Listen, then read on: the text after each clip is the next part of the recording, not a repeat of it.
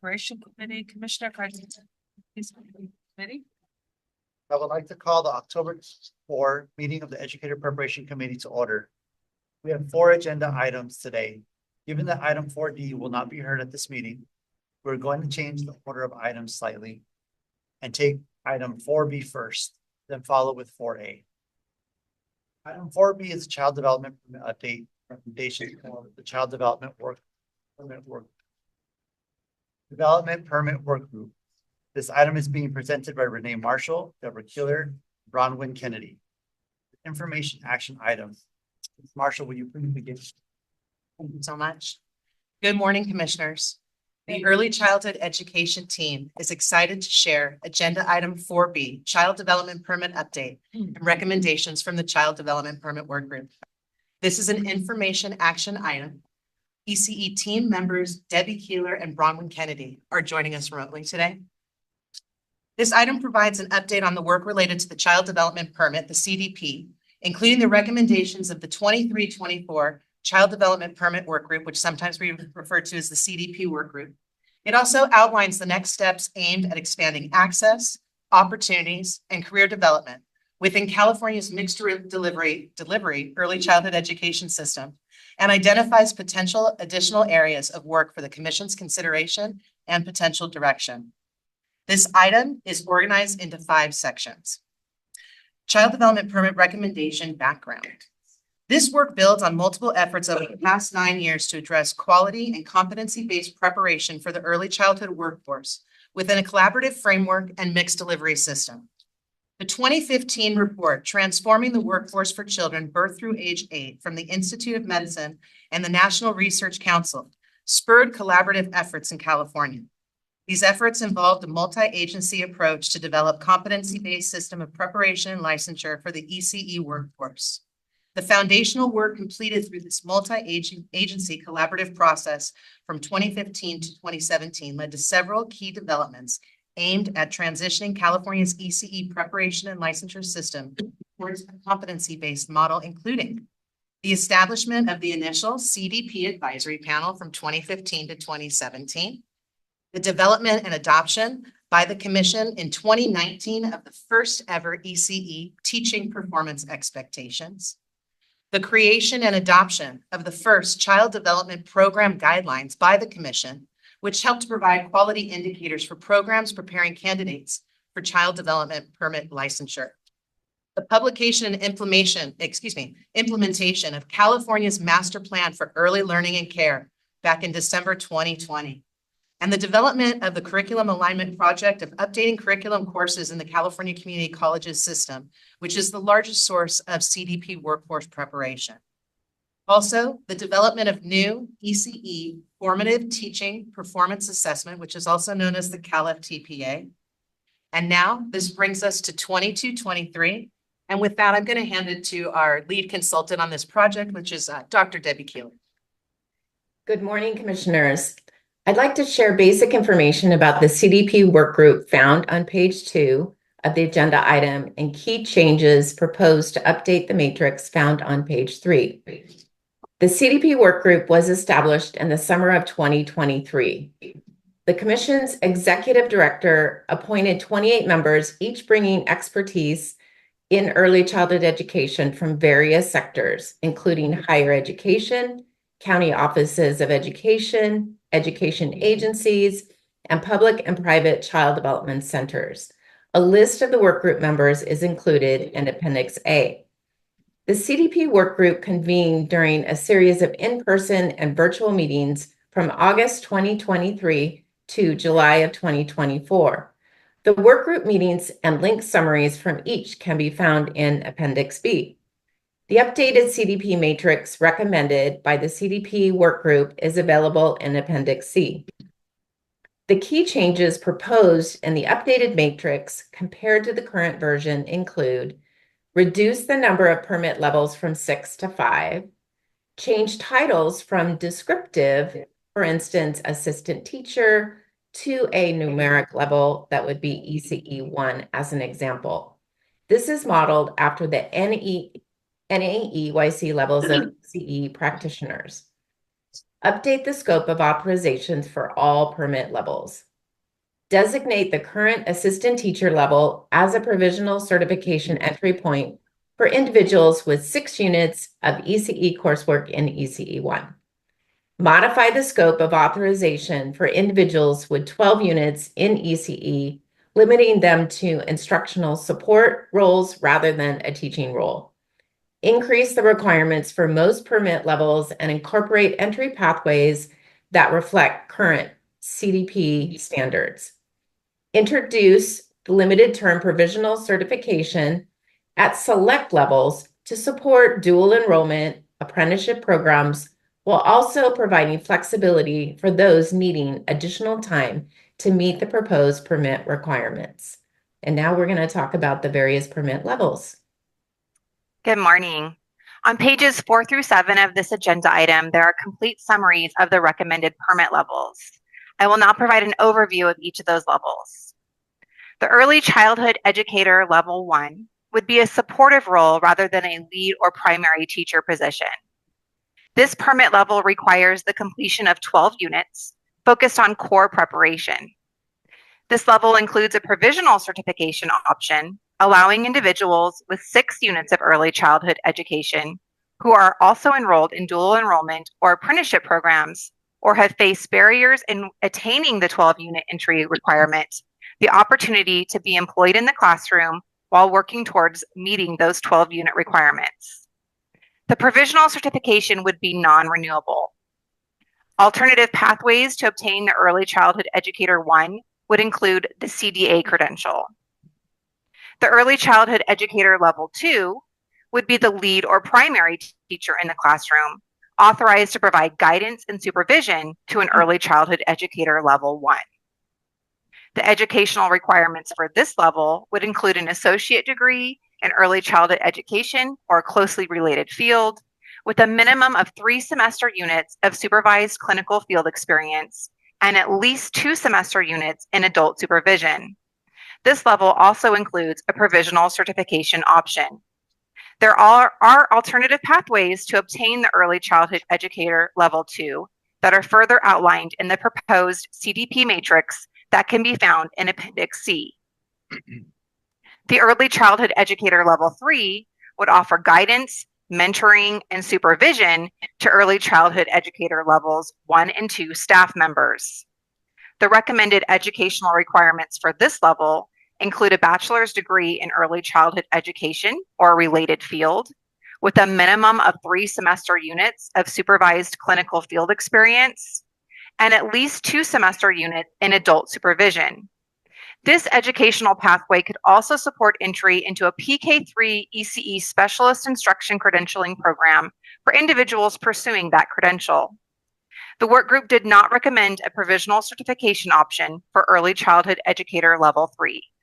There are alternative pathways to obtain the Early Childhood Educator Level 3 that are further outlined in the proposed matrix that can be found in Appendix C. The Early Childhood Administrator Level 1 would authorize the holder to supervise an early learning and child development program at a single site. The recommended educational requirements for this level include an associate degree in early childhood education or child development, with a minimum of 3 semester units of supervised clinical field experience, 2 semester units in adult supervision, and 6 semester units in early childhood education administration. No provisional certification options were proposed for Early Childhood Administrator Level 1, and there are alternative pathways to obtain the Early Childhood Administrator Level 1 that are further outlined in Appendix C. The Early Childhood Administrator Level 1 parallels and aligns with the current Child Development Site Supervisor permit. The Early Childhood Administrator Level 2 would authorize the holder to supervise an early learning and child development program operating at multiple sites. The educational requirements for this level include a bachelor's degree in early childhood education or child development, with a minimum of 3 semester units of supervised clinical field experience, 2 semester units in adult supervision, and 6 semester units in early childhood education administration. The Early Childhood Administrator Level 2 aligns with and is consistent with the current Child Development Program Director permit. There are alternative pathways to obtain this level that are further outlined in Appendix C. Current holders of a child development permit would not be required to transition to the new permit structure once adopted and implemented. The Commission retains discretion over the timeline for full implementation of the new permit structure for new applicants.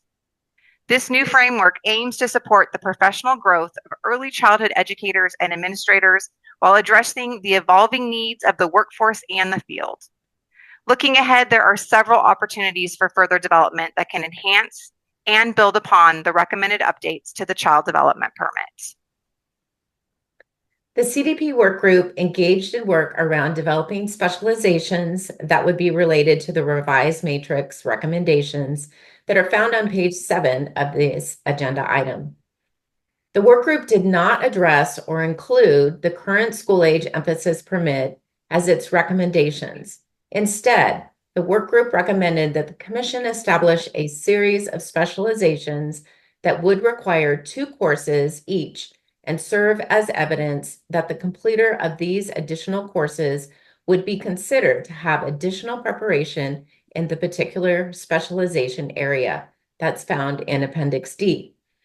The work group organized 4 ad hoc committees, one for multilingual learners, infant toddlers, expanded learning, which is school age, and special education, comprising CDP workgroup members with expertise in each of these areas.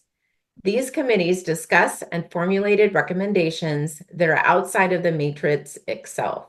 Each of these ad hoc committees recommended no change to the ECE TPEs as they already encompass basic elements to support each one of these 4 areas. Specialization in multilingual learners for bilingual settings, which could be immersive or balanced bilingual programs. This would include 6 units encompassing coursework in dual language development, including the bilingual teaching performance expectations, and instructional methods for dual language learners. The specialization for infant toddler setting would consist of 6 units focused on infant and toddler development. Early relational health for infants and toddlers, that would be really the infant care and mental health. The specialization for special education for those who would be working with students, special education students, would be 6 units, including coursework in Introduction to Children with Disabilities or Delays, Curriculum and Strategies for Children with Disabilities or Delays. The specialization in Expanded Learning School Age would include 6 units with coursework in School Age Development and Curriculum, Programming for School Age Children. The committee recommended that this expanded learning coursework be pursued in addition to the existing requirements for each of the proposed levels of the permit. The final section of this agenda item focuses on opportunities for further development and also provides a legislative update. And you can find this on page 4B-9.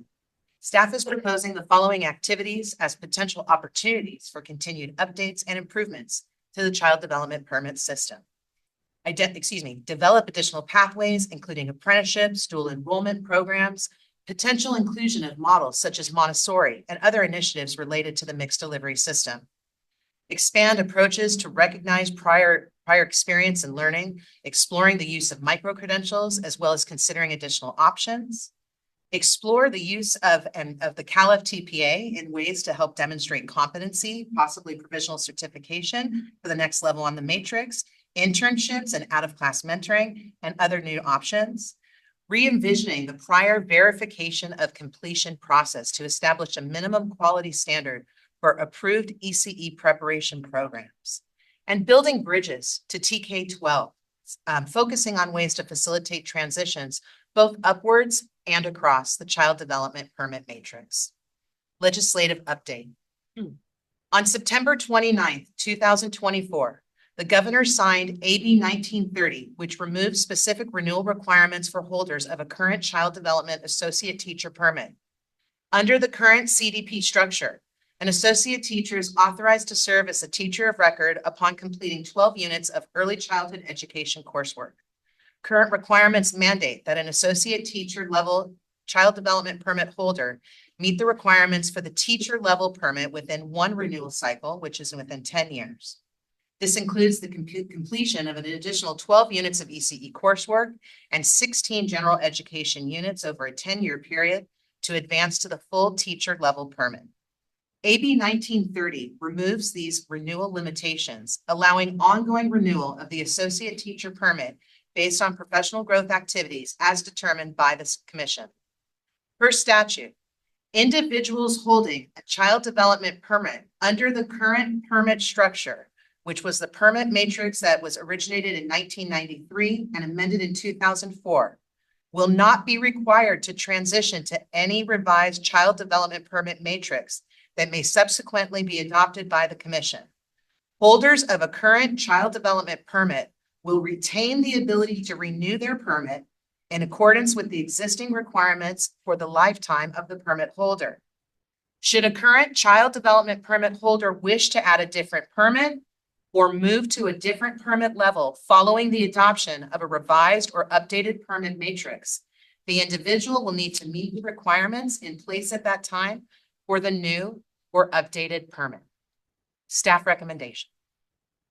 Staff recommends that the commission review the information presented in this agenda item and, if appropriate, direct staff to move forward with the field review of the recommendations from the Child Development Permit Workgroup as described in this agenda item, as well as with any additional proposed steps in the work relating to the Child Development Permit.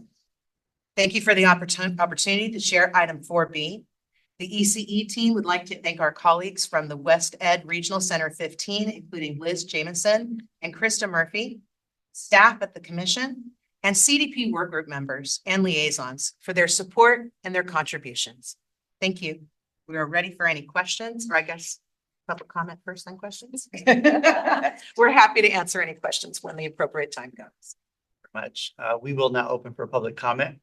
If there are members of the public that would like to make a comment, please notify the meeting moderator by submitting a request card or by clicking on the raise hand icon participating through Zoom or pressing *9 participating by phone. Public comment is limited to 2 minutes per speaker. Recording secretary, are there any public comments? Melanie Cottrell. Good morning, Commissioners. Melanie Cottrell, Executive Director, Head Start California. We are the nonprofit association representing about 140 Head Start programs, serving roughly 90,000 Head Start children and hundreds of thousands of children through additional programs. I wanted to thank the staff and the commission for their time and dedication and attention to the permit matrix.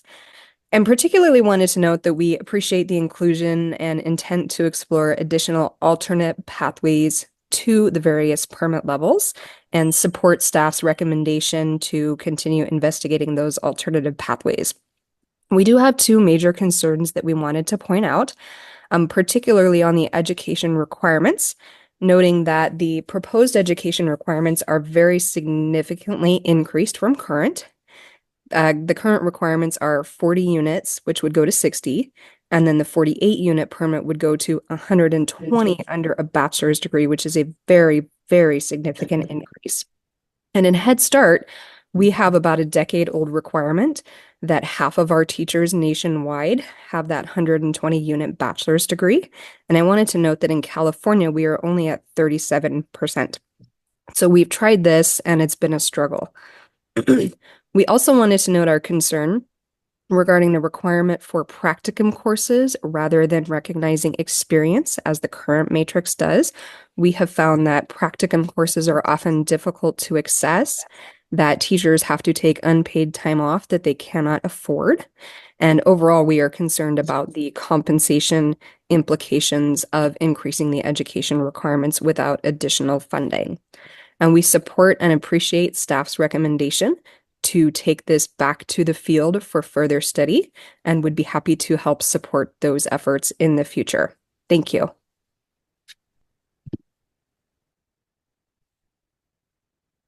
Mel, please unmute your microphone and share your comment. Hello, I'm Sandra Moe.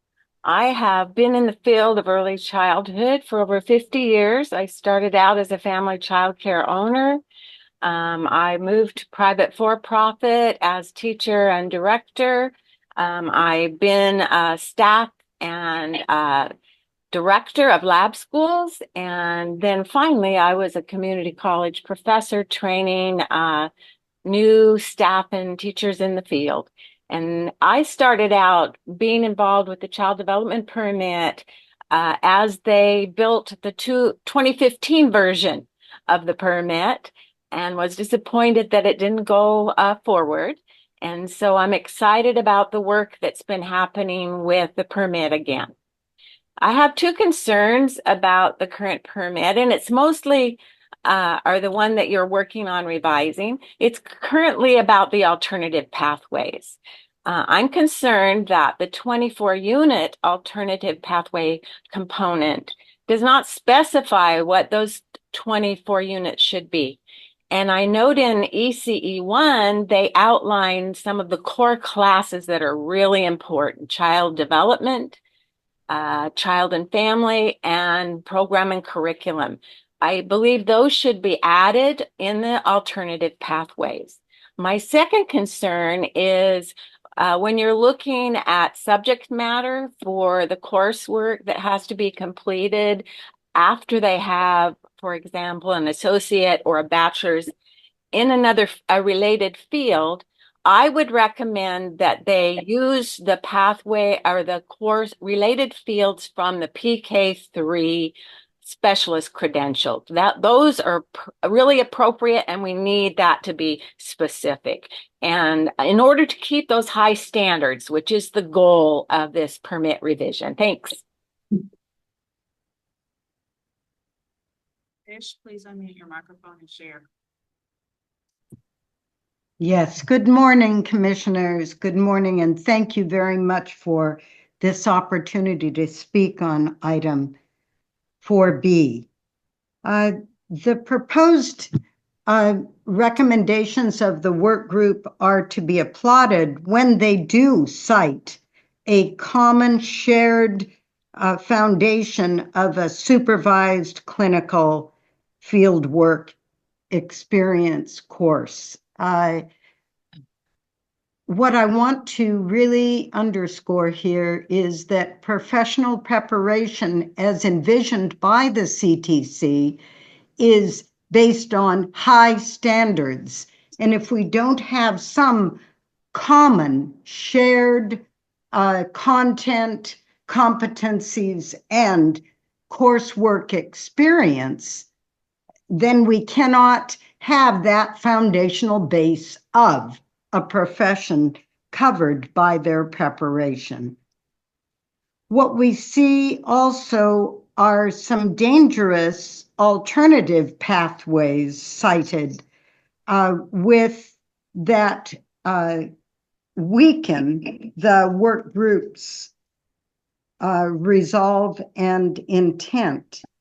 The level 1 right now has a serious loophole where the level 1 with 6 units during the provisional period can be temporarily the teacher of record in the room for an undesignated amount of time. This is dangerous.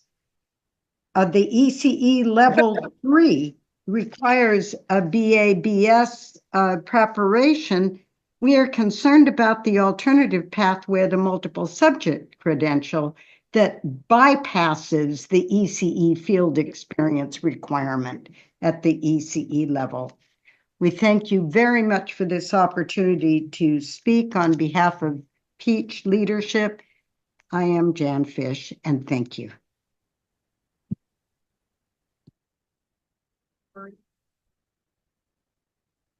Microphone, share your comment. Hello, this is Emma Johnston-Leone. I'm the president of the California Montessori Alliance. We represent California schools, teachers, and teacher education programs across the state. We would first like to thank the work group for all the work that they've done. We have been a part of the meetings over the past year, and it has been a huge lift. So we're very grateful for the opportunity to be a participant in that.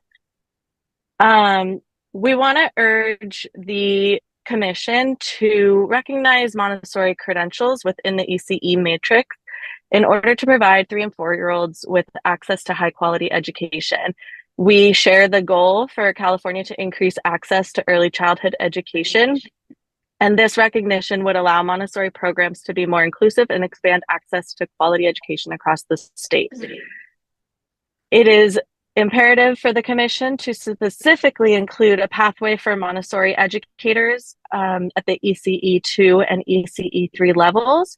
So with an ECE 3 level, it would be with a bachelor's degree. We would recommend in any subject area, as that's what the research shows is most important, along with a Montessori credential that's issued by AMS, AMI, or MACD, which are accredited teacher education programs that do require significant equivalent coursework along with a year-long practicum component.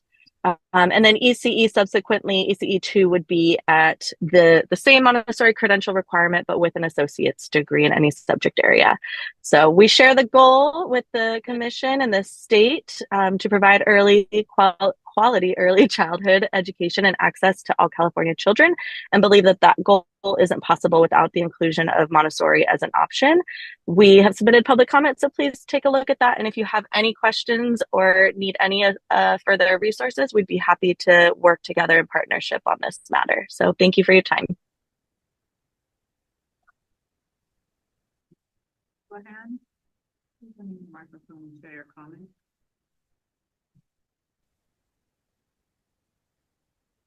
Can you hear me? Perfect. Yes? Okay. We're sorry, we could. Melissa, it's really low. It's really low. Okay, hold on. You- Sorry. You're getting louder now. Okay. Hi, my name is Melissa Wheelahan. I was a member of the Child Development Permit Work Group. So I wanted to speak on behalf of that experience, and I wanted to thank the work of Renee, Debbie, and Bronwyn and Wested did an amazing job. I just wanted to remind the Commission that one of the charges that the work group had was to really ensure that we were creating a potential permit that would raise the professionalism of our field. So I've heard some of, the comments that some of the things are out of reach or seem a little extreme. But what I wanted to just remind the Commission is that in order for our early learning professionals to be able to be seen as equals and professionals in the K-12 system, it's imperative that we have a rigorous permit structure.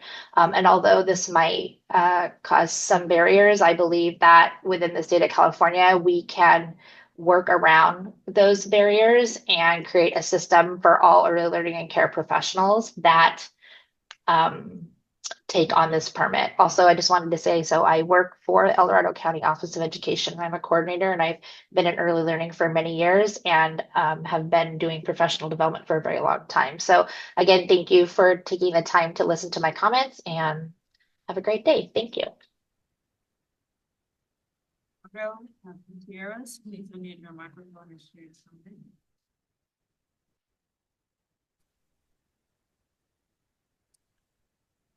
Good morning. Can you hear me? Yes.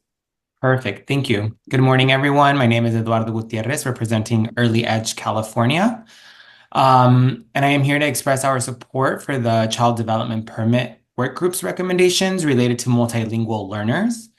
The proposed 6-unit specialization in dual language development aligns strongly with California's recent policies, such as the California Education for a Global Economy Initiative, the Global California 2030, and the new Preschool TK Learning Foundations, which emphasize the importance of supporting children's home languages alongside English development in the early years. This specialization will ensure that our educators have the skills they need to effectively support our dual language learners, who represent nearly 60% of the children birthed to age 5 in our state.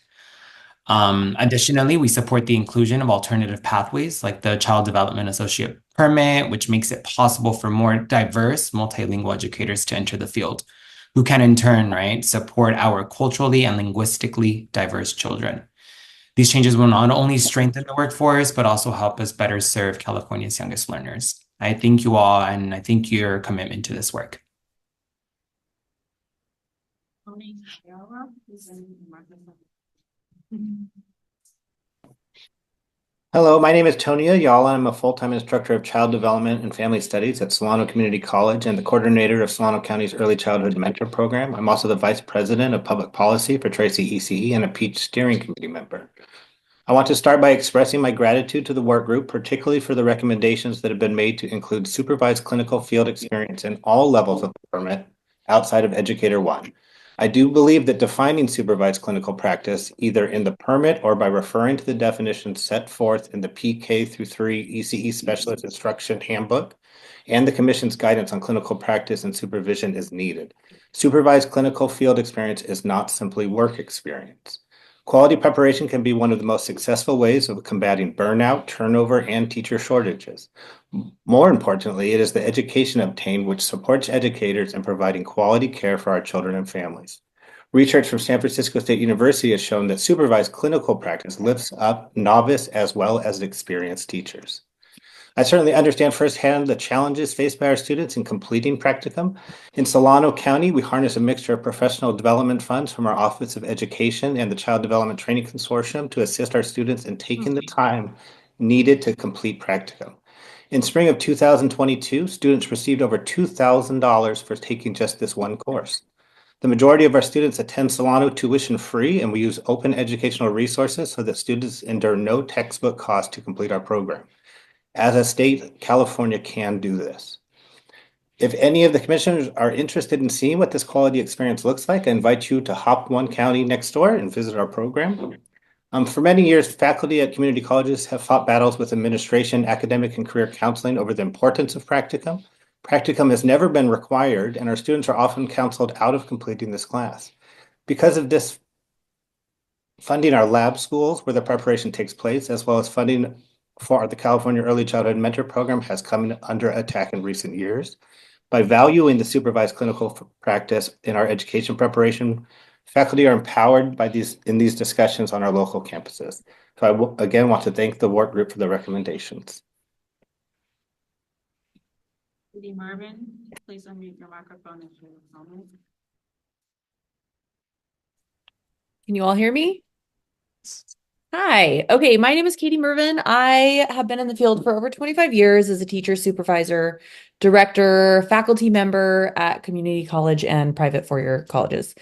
I also have a background in early intervention, and with you, I come with this experience for the following.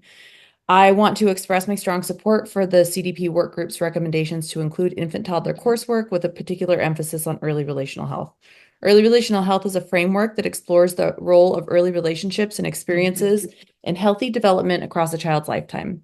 Relationships, especially in the early years, are biological necessities to build a foundation for lifelong growth and development.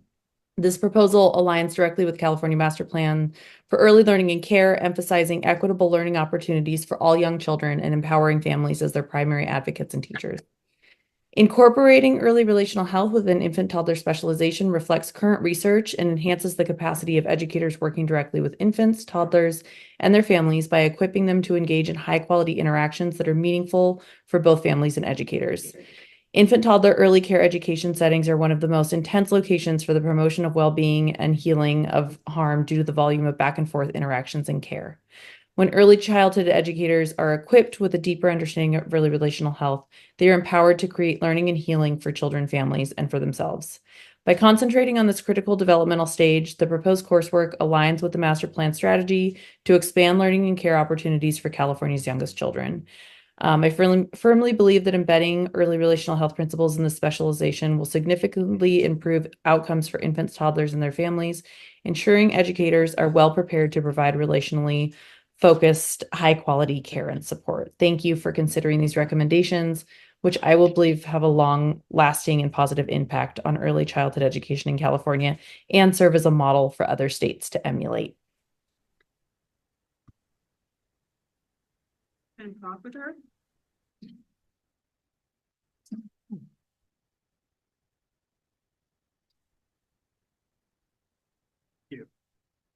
Good morning, commissioners. My name is Stephen Hoffner. I'm the director of the Early Education Division at the California Department of Education. My division oversees California state preschool programs, the state's expansion of transitional kindergarten. We fully universal next year, and we currently reach over 250,000 2, 3, and 4-year-old children in our programs. I am here in support of the work that the work group has done over the year, and we support the CTC staff recommendation to move forward with getting these recommendations out to the profession, who we know will provide valuable feedback. Not only is the goal of the permit matrix to update and align to the master plan for early learning and care, but we also support the update of the permit matrix, the recommendations to align with recommendations from the Universal Pre-Kindergarten Mixed Delivery Quality and Access Work Group, which is something CDE led in partnership with CTC and other state partners. This over 100 low or no cost recommendations in various categories, including educator quality support. One recommendation speaks specifically to best practices and implementing alternative pathways to obtaining a permit, as a work group is also called out as important. We all know that there is a wage and workforce supply issue, not just in early education, but across transitional kindergarten through grade 12. And so we appreciate then the work group's inclusion of those alternative qualifications to support multiple pathways to different permit levels. These alternatives are particularly important so that ECE educators can see themselves and their pathway to different levels in the matrix. We also know that as we update permit requirements, there is a need to support educators in meeting those requirements. Again, we support these recommendations to go out to the profession for review, and thank you for your time. Good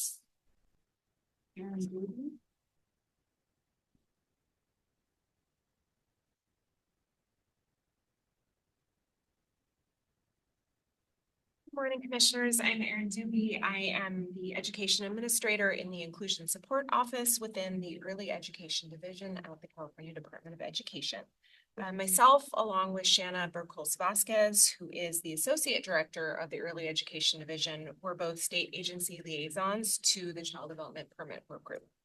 The goal of the work group aligned with the goals of the Early Education Division, refocusing the current child development matrix and aligning it with the master plan for early learning and care, which provides clear direction and alignment opportunities. CDE supports the alignment of an updated child development permit matrix that meets the goals of expanded access, creates more opportunities for career growth, and ensures the early education workforce is well prepared to meet the changing needs of children and families within the state's mixed delivery system. As several written public comments have already mentioned, and this work group was inclusive and transparent, providing opportunities for both in-person and virtual participation ensured that work group members could fully participate. The work group also included a diverse group of members, early learning care providers, representing both public and private programs, local educational agencies, local First Five representation, and higher education. Furthermore, public access to the meeting was open. Every work group meeting had a section where members of the public were invited and encouraged to speak on items presented. And to further the input opportunity, we support the recommendation to solicit additional comment from the field. I want to commend commission staff in creating a really open space to have important discussions on this topic. Thank you. Aiva, Mark.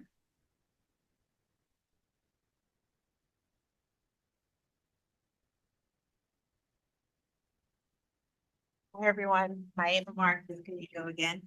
First of all, I just want to give a huge shout out to Renee and the team. They did a really wonderful job in trying to really get the voice of the field around this. So I just really want to give them a shout out. We really appreciate, just the revisions for this child development permit matrix. I know that it's something that we value at Kadingo is high quality education and wanting to make sure that our field, has all the opportunities to grow. However, some of the things that we are a little concerned, especially around the teacher staffing shortage. Right now, programs are still having a hard time with getting qualified teachers is even to enter the field, even with the current standards. And we have a lot of classrooms that are waiting to be open. We have a wait list of families who need care right now. And so for us, we really believe that if we take a look at this from an equity lens, if we're going to require higher qualifications without higher pay during a staffing shortage, it will really create a stagnant change for the field, especially with how the state has helped us to expand infant and toddler care. You know, if we're trying to expand infant and toddler care, we need teachers. And if we're going to make it mandatory for teachers to have higher qualifications, we need to incentivize those getting those qualifications and also compensate the teachers for that. So I really love what Tony Ayala mentioned at Solano County and what they're doing with their teachers as far as paying for their school and giving them some sort of stipend. I think that's amazing. The other concern too in the matrix is the need to value experience and alternative pathways to entering the field. We support the alternative pathways, but you know, at what we've experienced at Codango is that parents who come into our program, mostly immigrant parents, this is a great opportunity for them to begin to learn how to become teachers. And that first 6 unit was important for them. But overall, we really appreciate, I know I'm over time, the work that's being done. Our letter has is very detailed on some suggestions to phase in these recommendations. Thank you. Jessica Sacco. Before our next speaker comes up, can I just ask the speakers and commissioners to use your teacher voices when you are speaking? Folks on Zoom are having difficulty hearing this really important conversation. Thank you. I could be in trouble. I was never a teacher. Okay, Jessica Sacco on behalf of Children Now. Thank you. Thank the work group, thank the staff. I think everyone has done a really intentional and good job of keeping this as open and receiving lots of feedback through ECE, cafes, office hours. I don't even know all the names of the things that have been offered that have allowed opportunities for engagement in this. On behalf of Children Now, I sincerely appreciate and support the proposed time for public comment after this meeting for the staff recommendation. Absolutely appreciate the recommendations around alternative pathways. I think that's particularly critical when we're looking at how do we better incorporate apprentices into this pathway and what role they can play in our classrooms with early childhood. I also sincerely support all of the proposed specializations. I really appreciate the list that came forward, including bilingual 0 to 3, expanded learning, and special ed. I think those make a lot of sense and look forward to seeing how the field receives that. While I recognize it was probably outside the work group, I can comment outside the work group, which is I appreciated the proposed bridge that they showed in the item for the credential to the permit. As we progress, and I know the commission's on board with this, we'll of course need the bridge from the permit to the credential the other way around. So just calling that out. And finally, as I was thinking about bachelor's degrees, and Children Now generally supports bachelor's degrees for lead teachers in classrooms. It's consistent with research and with what other states do. I think it does put a little increased pressure on our IHE partners to make sure they're helping people graduate, particularly those who are not native English speakers. So just calling out the added pressure that that will put on our IHE partners, and was curious about data for specifically graduation rates for folks pursuing early childhood education degrees, which I couldn't find in my Google search what the graduation rate was for that anyway. So thank you. Adam Melnick.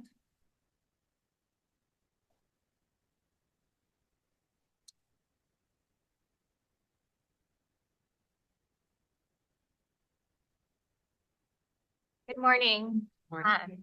My name is Hannah Melnick. I am Director of Early Childhood Policy at the Learning Policy Institute, and I put together a letter with my colleague Kathy Yoon, who can't be here today in person, but was the liaison for research from the Learning Policy Institute to the work group. We just wanted to raise a couple of points that we put in this letter that we are related specifically to the associate degree requirement for ECE 2. First, that California is one of just 12 states to require less than an associate degree of lead teachers in state preschool programs. Over half of states require a bachelor's degree or higher. The second is that in 2020, in California, 87% of our lead teachers in Title V programs that require a permit already held an associate degree or higher. 60% of them held a bachelor's degree or higher. We also want to just acknowledge that our data, or the data confirm that early childhood teachers are some of the lowest paid in our state. And our research shows the critical importance of financial aid and wraparound services, such as academic supports and navigation supports, to candidates earning a degree to ensure a diverse teacher workforce, so as well as raising wages. And in our letter, we lift up several programs that already exist in California that can help provide these supports and would be important to double down on in order to make some of these changes happen. So thank you very much for your time. Kaminsky.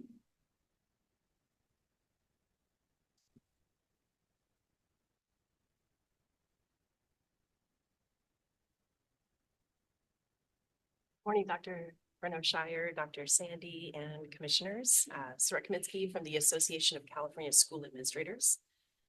Want to just start by expressing our deep appreciation to the work group members and staff for their thoughtful engagement on this topic.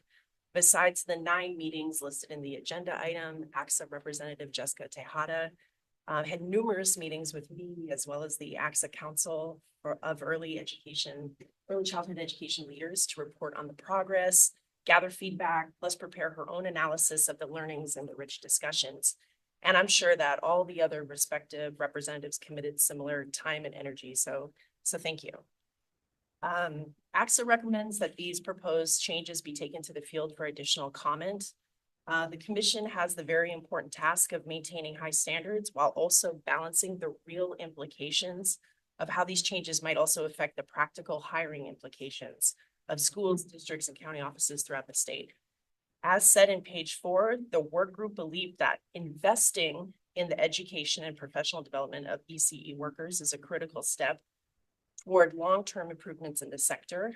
Strengthening educational standards now is expected to lead to a more qualified and better compensated workforce in the future. This statement is making me think of chickens and eggs and which came first. To ensure successful changes to the system, the investment is the key.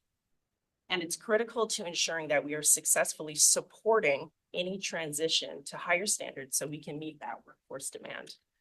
ACSA has heard some preliminary feedback from our members who have some very real concerns about revised increases to educational requirements on the matrix without that additional mechanism for increasing compensation or making college education accessible for current and aspiring permit holders.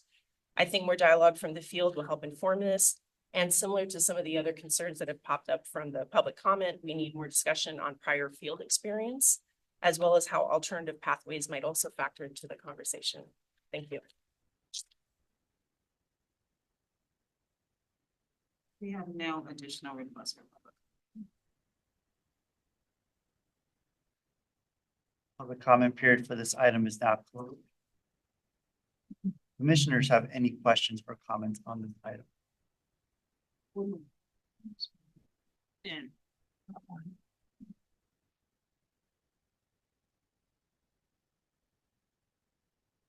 Lee Jordan, you can mute your microphone for comment.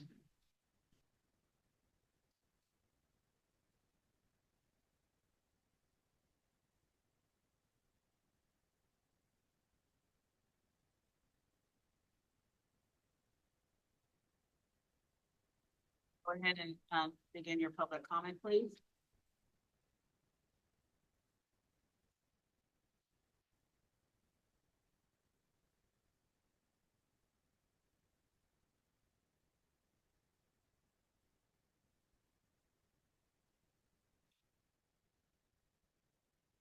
Jordan? Can you hear us?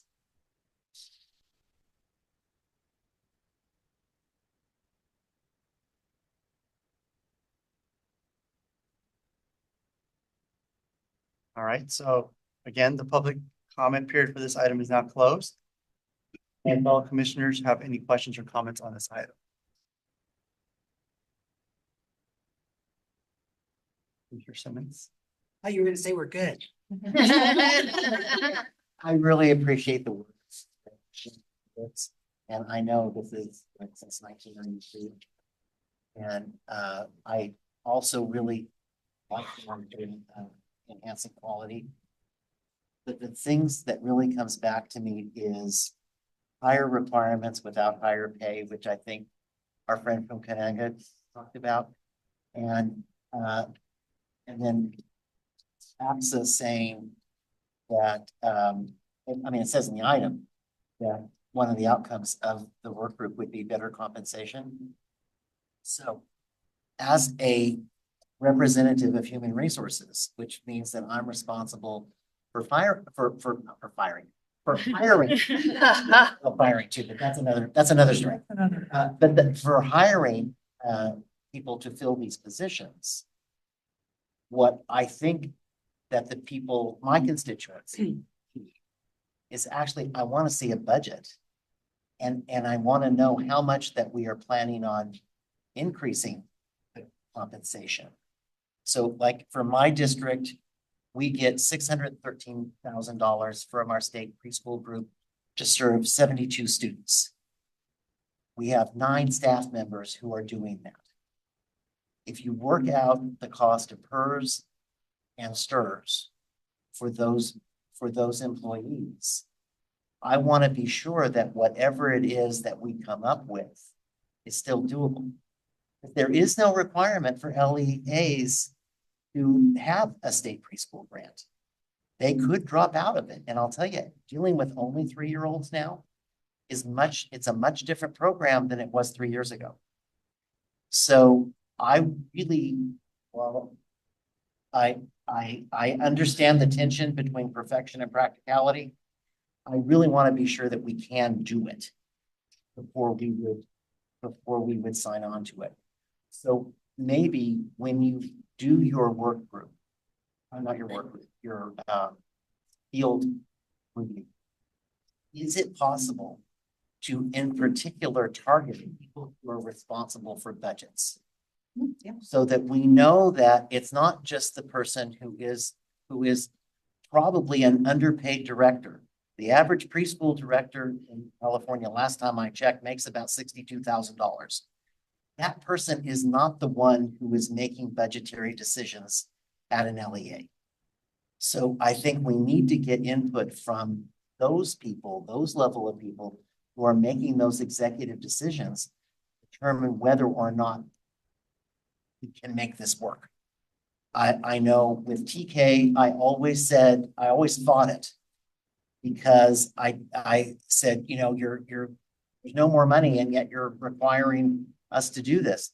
And then the governor came up with actual funding for TK.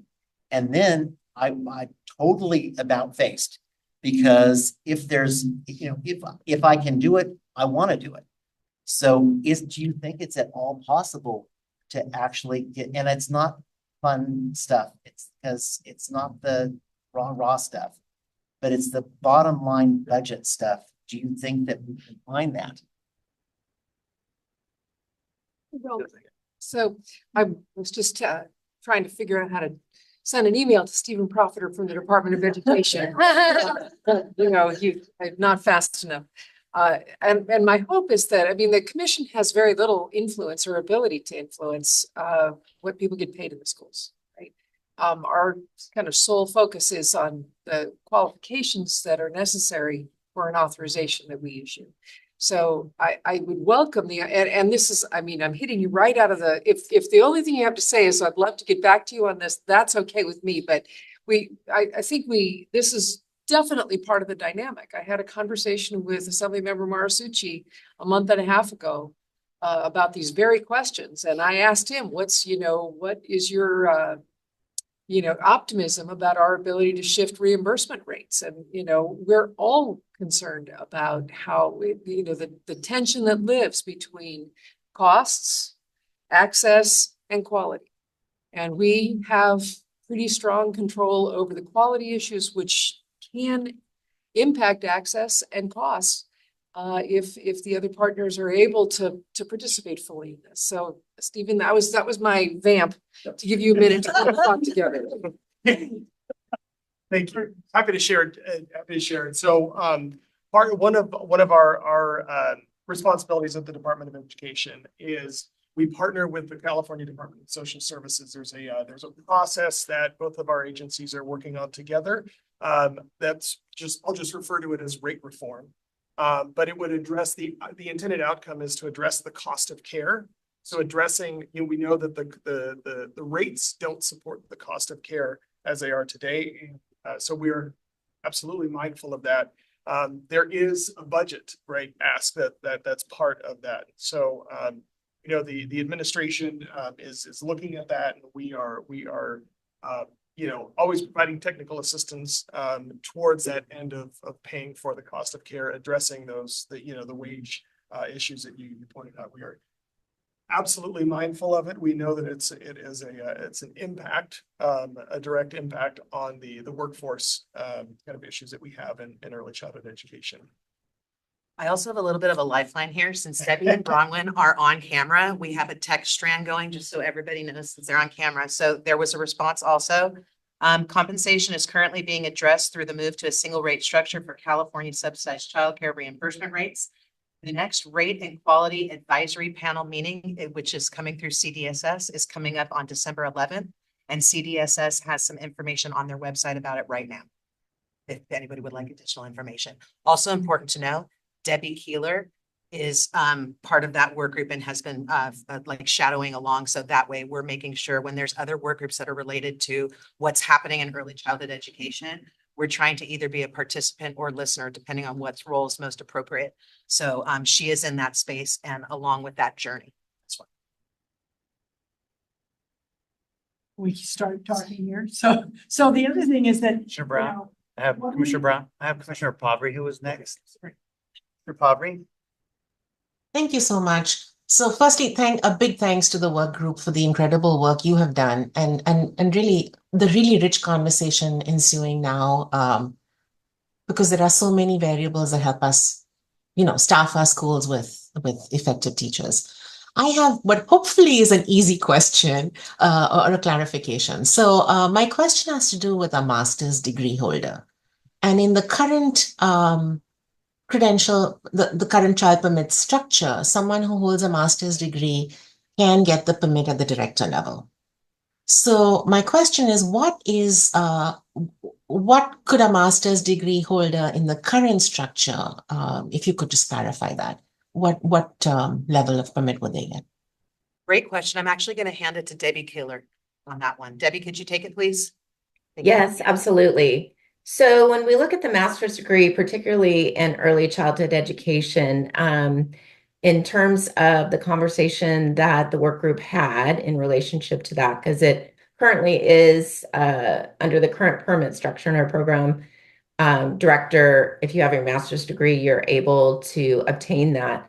The work group really was very interested in those that have their master's degree to really meet the new administrative and supervisory unit requirement for the administration level. And so that was a rich discussion about ensuring that they have administration units as well as that clinical practice experience to be able to provide sufficient oversight over at a single site or in the program director's case, multiple sites. And so it was determined that an individual with a master's degree, certainly that would meet the degree requirements, but the additional requirements would need to be met in order to ensure appropriate preparation for that. Because currently having a master's degree in early childhood education doesn't necessarily mean that you've had your administration units or clinical practice or that adult supervision type of coursework. Thank you, Dr. Keeler. Brown? Okay. You know how hard it is for me not to just jump in because it's great. It's exactly what we should be doing because we know that high quality preschool has good benefits, right? So we want we want high quality preschool for everyone. I think that the requirements in the current proposal are certainly more rigorous than they are currently. And everything that I hear and I read and I consider is that even if they're adopted, and this is sort of referring to what you were saying from LPI, is that this still isn't ahead of the entire country. We'll still have, so I think we're making the right next steps. And yes, we're wrestling with staff shortages and we need to look at if we increase the requirements, we need to make them accessible.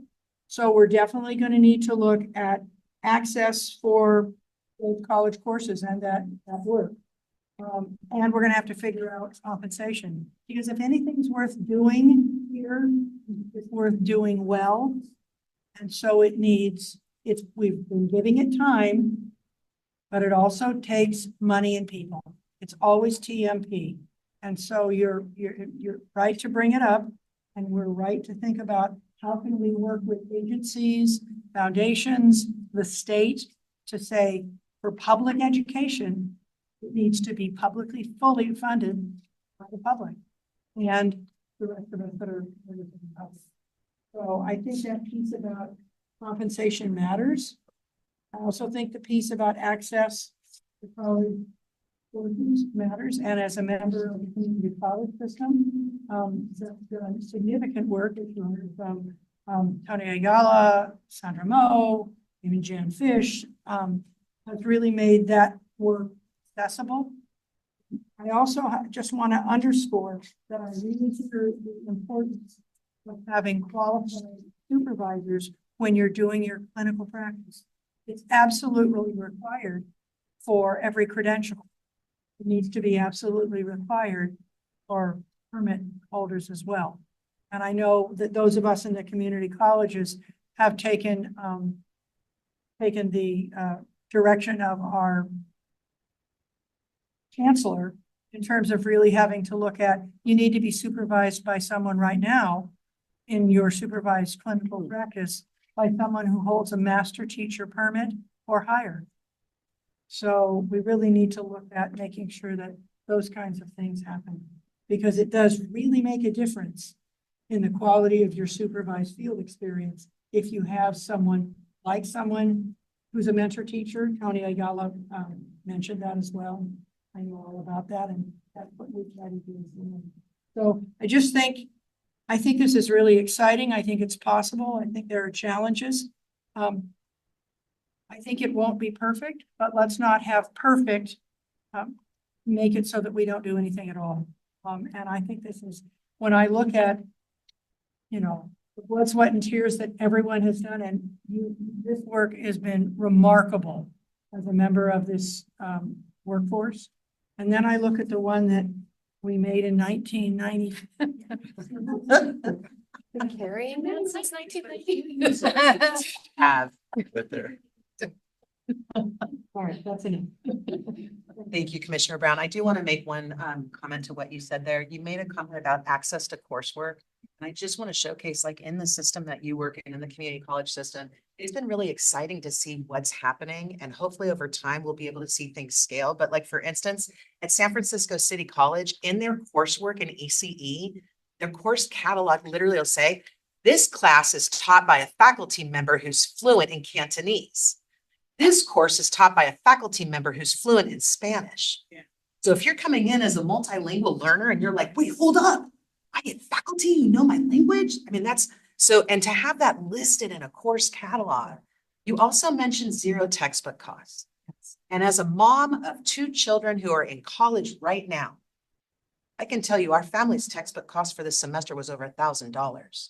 So the fact that there's zero textbook cost pathways in early childhood education, where that could be advertised and somebody could say, wait, I can go through my entire program and not have to pay for one textbook?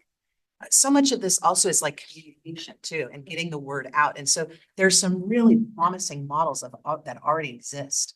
Well, I think that a lot of community colleges are really looking at taking those basic, the 8 courses in early childhood, as well as an apprenticeship, we connect that up with a cohort with general ed, so that they're getting, and the apprenticeship, which we have 20 hours a week paid job, which you're having to do anyway, somewhere else.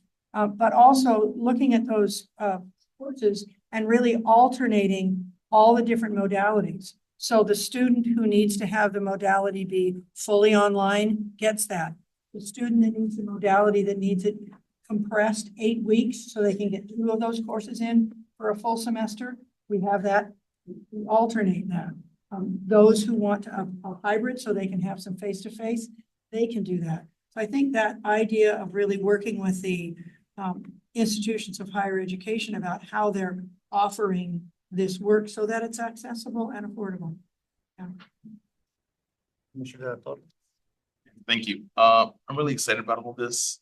I'm as a former preschool teacher, I really value this and I like all the work moving forward. But a couple of things that I'm concerned about. One of them is I want to make sure that we keep alternate pathways.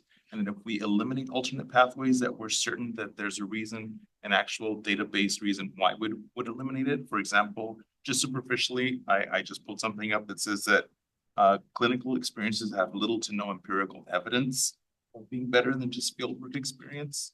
So if we're going to eliminate the practice that someone who's actually been working in the field, not count that as valid when there's a little to no empirical evidence that shows that that its clinical supervision is better.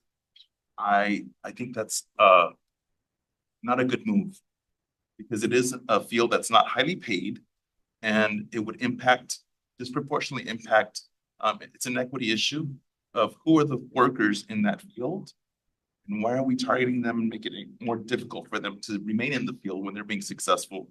Another thing is about I'm thinking of the Tennessee study where the whole state of Tennessee had preschool for all children, and the results were not as what was expected. But then when you probe more closely, you realize that there was no standard for all of the educators in the state. So when it was up to everyone's own, what you want. And so we have to have a standardized program for our preschool children to make sure that that is consistent, that there's a certain degree of expectations within what preschool programs should have. And I think the experts in the field who are already working with our youngest learners, I think they have that experience helps them with that expertise. But if we tell them, look, this is what a high quality program needs to have to be maximize your efficiency with these young people, and then disseminate that more clearly to all, keeping costs down and in any way to make it less prohibitive for those that are already in the field. But just keep those things under concern or in your thoughts of when you decide to implement something. Is it really factual? Is there a true reason why you would not count the alternative pathways? I don't have the data on hand right now about the effectiveness of clinical practice. That is absolutely something we can bring back. But I will just tell you anecdotally, as a past faculty member who taught a fieldwork class for 12 years of my career, so 24 semesters, and it housed under education. But some people were thinking, oh, well, this should be able to count for ECE. And just from my experience, 45 hours per student over the course of the semester, not one observation by me or anybody else. I was the only faculty member with 40 students in my care. And I was paid as an adjunct faculty member for part of that time for 3 hours a week. So those were the 3 hours I taught. How could I go do observations on 40 people? And so, and there was value in that class, because that class was get in the classroom and test it out. Like, see if this is even a field for you. Clinical practice, on the other hand, is a very specific, structured environment and experience. those students who engage in it. And like I said, I don't have that data for you now, but I know my ECE colleagues who are on right now are like, Renee, we got it. I probably have emails already saying, here's some evidence that you can share with the commissioners. But I do just want to share that in my own experience, we want to have future teachers and have lots of different opportunities, but some of them have really different guardrails than others and really different safeties embedded than others. And the intention of the course I taught was not to be a supervision course. That was not the intent. That was not the CID of that course. And so it's just important to know we want those future teachers or those current teachers who are, getting additional schooling to be the best teachers possible in the classroom and to be as prepared as possible. But by all means, we can bring some research back showing that field, general field work or work experience versus a traditional clinical experience, the value in the different types of experiences people have, and maybe the challenges as well. So I will share. Thank you. Respectfully too. Thanks. Executive Director Sandy, did you want to say something? I just wanted to add to this that the questions, the whole discussion, everything that we have on the numerous comments from our partners online,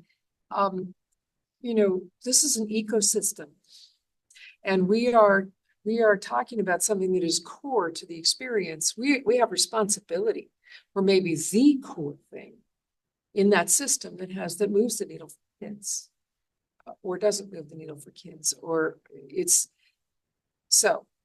But it lives in this ecosystem that is the preparation of that workforce is what Renee Marshall just spoke to, and the ways in which we have limits to the investments that have been made in every part of this system that we're trying to live within. And the question is, do we reduce our expectations to what the market will bear? And what are the implications for kids? If we do that, there may be more access, but it's access to what?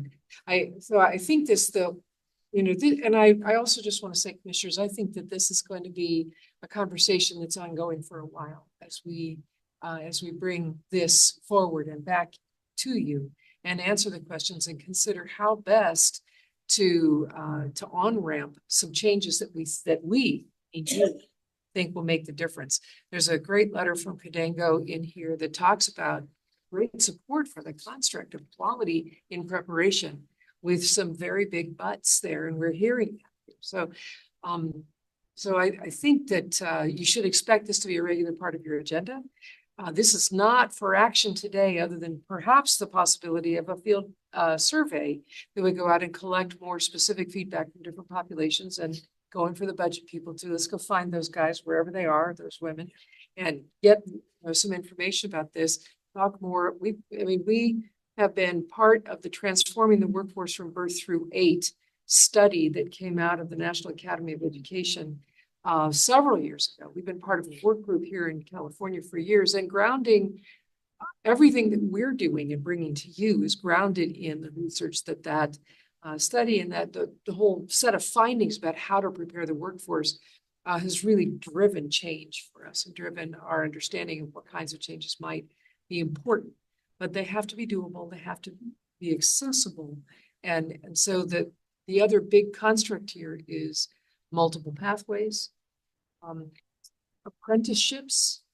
You can be apprenticed into the field of any of the building and trades professions without a single Carnegie unit, because you are under the training and tutelage of master carpenters who are teaching you the trade, and you don't move on to apprentice 2 until you've demonstrated skill.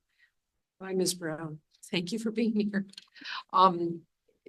So how can we create access points for people for whom, some of the other pathways are going to be more challenging, and that's going to present a challenge for supply and a challenge to employers for serving people who are on waiting lists. So this is complex. And I just wanted to point that out. So I think all of this conversation is really helpful to putting some color into the context that we need to continue to inform as we get ready sometime next year, I hope, to make some decisions at this table about how best to prepare and credential as workers. Thank you for that. Commissioner Brown. Thank you so much. Thank you so much. Great work, amazing. I just want to throw my support behind what Executive Director Sandy just talked about, that maybe when we do take this to the field for feedback, we kind of broaden reaching out to get information that might help us get in front of some of the impact that it might have in budgets. So I love that idea of getting more information from different areas than we originally thought. Great idea. I also, as I was sitting here, and one thing that you just said was communication, and it really made me think of our previous agenda item, you know, the roadmap to educational careers, like how we because something that's always in my head is how would a potential candidate know? When we're talking about things that are complicated, like multiple pathways and different things like that, how would someone coming into that or potentially coming into that know? And then how would they best get their information? So I think that's another thing to be just mindful as we roll out this great work. How do we communicate it?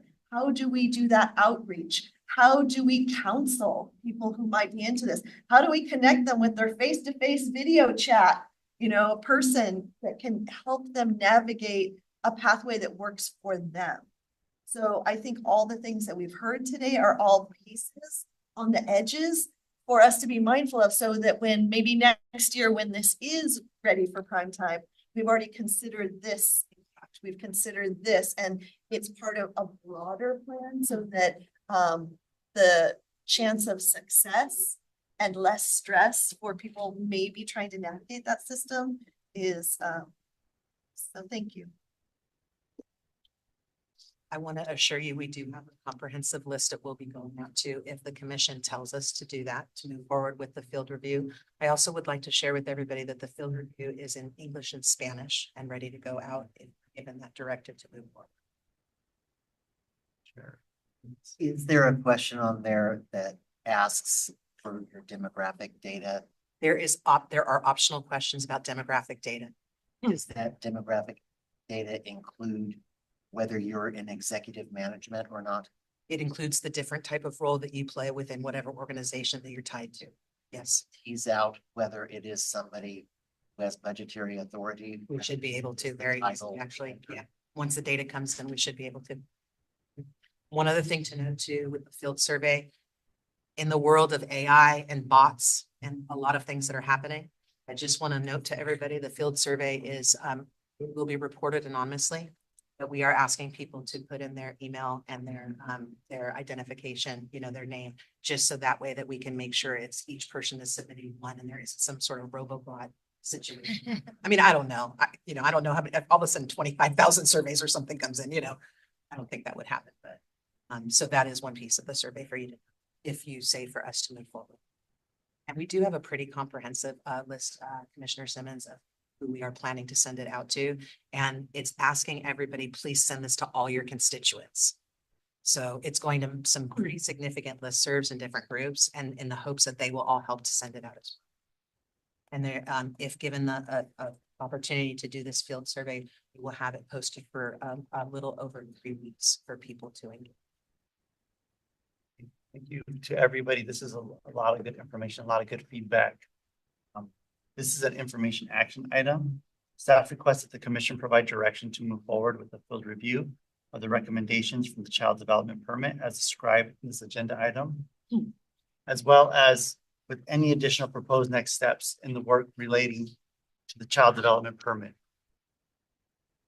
We'll have a motion that the commission directs staff to move forward with the field review of the recommendations from the child development permit as described in the agenda item, as well as any additional proposed next steps in the work relating to the child development permit. Commissioner Del Torre? I make the motion. Do I have a second? Chair Granishire? Are there any further discussions?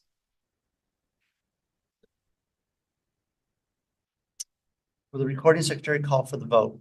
Each member, please respond with aye, nay, or abstain. Matt Brown. Aye. Jose Cardenas. Aye. Gerald Cochran. Juan Cruz. Aye. Scott Davis. Wholeheartedly aye. Michael Delatorre. Aye. Peter Bruno Shire. Aye. Hannah Howard. Aye. Bonnie Clark. Aye. David Simmons. Aye. Paul Uzal. Aye. Carries. Thank you so much, Ms. Marshall, Ms. Killer, Ms. Kennedy. And thank you to everybody who submitted a public comment and who was here today also to submit their public comments. Really do appreciate all of you. We will now move on to our next item. Our next item is 4A. Annual report card on the California Teacher Preparation Programs, academic year 2022-2023. This item is being presented by Fifi Lau, Equaz, and Kristen Alberoni. This is information items. Ms. Lau, will you please begin?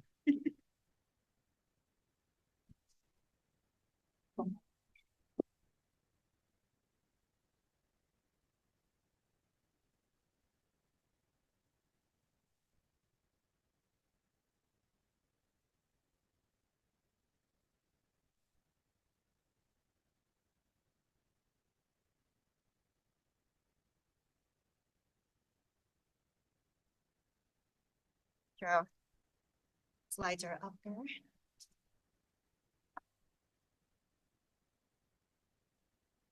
Thank you and good morning or good afternoon, commissioners. Item 4A is the annual report card on California Teacher Preparation Programs for the academic year 2022-23. I will begin with providing you the background information in your Title II reporting, and Jack and Kristen will follow up with the data findings in the report.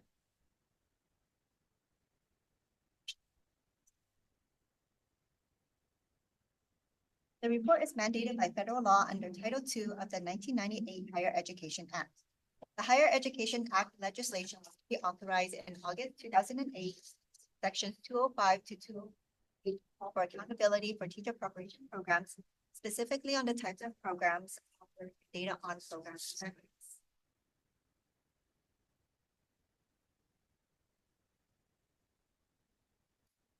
There are three major reports developed for the annual reporting cycle. The institution known as the Institution Program Report Cards, the IPRC, the Consolidated State Report, also known as the State Report Card, the SRC, and a compiled national report, also called the Secretary's Report. Institutions that offer a teacher preparation program are required to report and submit an IPRC to the U.S. Department of Education annually by April 30th. After the IPRCs have been certified by the deadline, time is allocated for states to submit a consolidated report, the SRC, annually to the U.S. Department of Education by October 31st. Then the Secretary's report is usually published the following April. This is the 24th state report that California has submitted to the U.S. Department of Education. Lau, can I have you speak up just a little bit louder, please? Thank you. Title II is submitted via a web-based data entry tool managed by the U.S. Department of Education's federal contractor to collect IPRC data submitted by institutions in all 50 states and territories. California, along with the other 49 states and territories, uses the same web-based data entry tool to submit the state report card.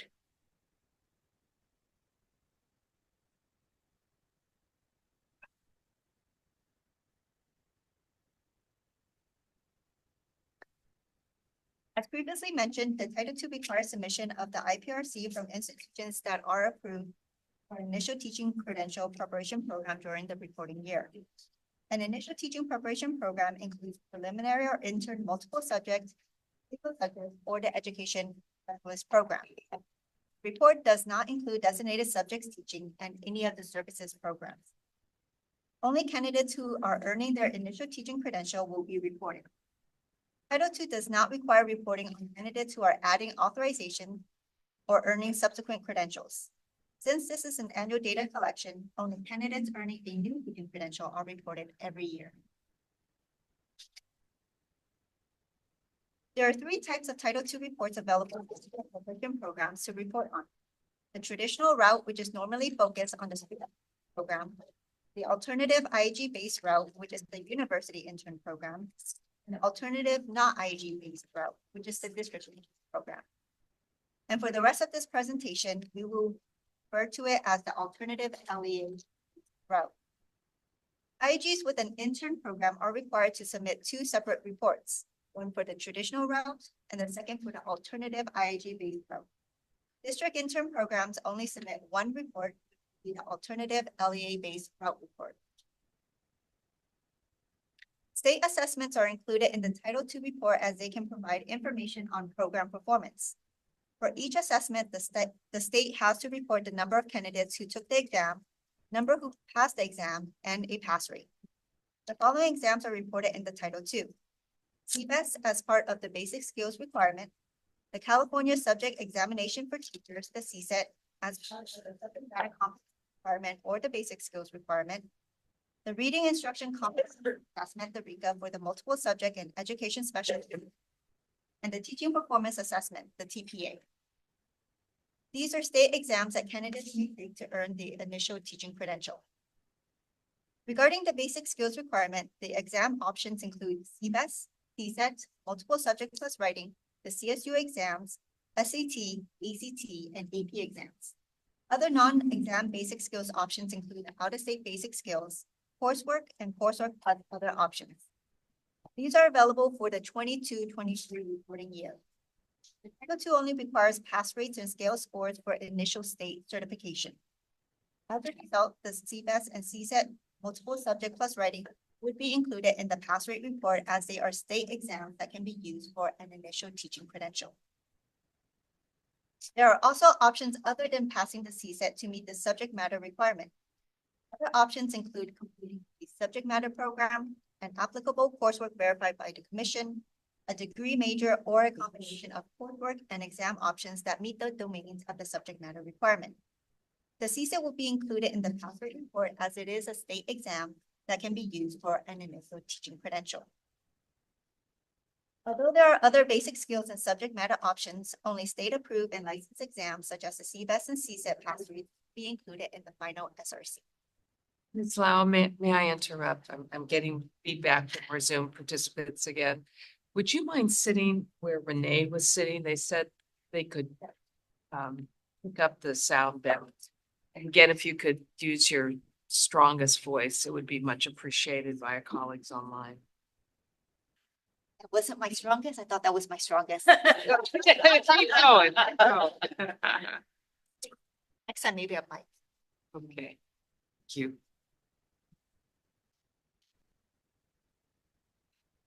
The pass rate data are calculated for 5 different groups.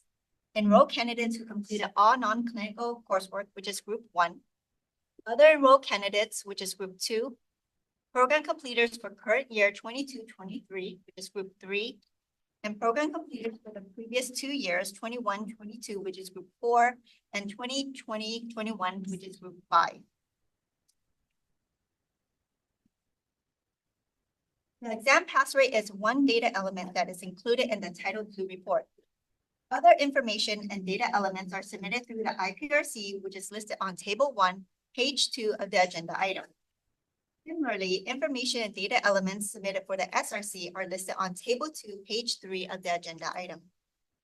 After teacher preparation programs submit their IPRCs, all of the IPRC data will be preloaded into the state report card. The state will then need to complete the rest of the SRC sections for submission, which are included in the agenda item. In the agenda item, the Title II report starts with Section 1, Program Information on. Section 1 includes numerous data tables with information such as admission requirements, like the GPA, supervised clinical hour requirements, and demographic information for total enrollment, including a subset of program completers for the 22-23 reporting year. Now, Jack and Kristen will take you through the 22-23 data findings in the reports, the more entertaining part of this.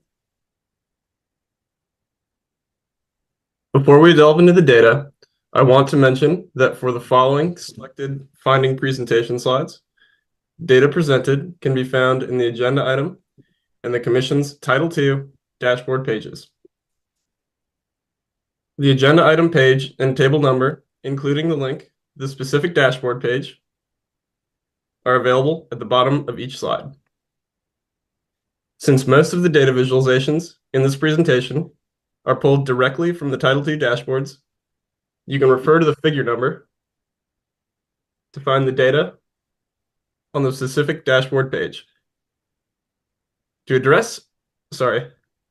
access the Title II dashboards, you can click the main Title II webpage link on page 3 of the agenda item, and then click to expand the dashboards and reports section that will display the dashboard URLs. Let's begin with our data findings on how many institutions submitted a report. On agenda item page 4, table 3, and also on the presentation slide, data show that there were a total of 158 reports submitted by 99 institutions for the academic year 2022-23. Out of the 158 reports, there were 81 traditional program reports, 59 alternative IHE-based university intern reports, and 18 alternative LEA-based district intern reports submitted.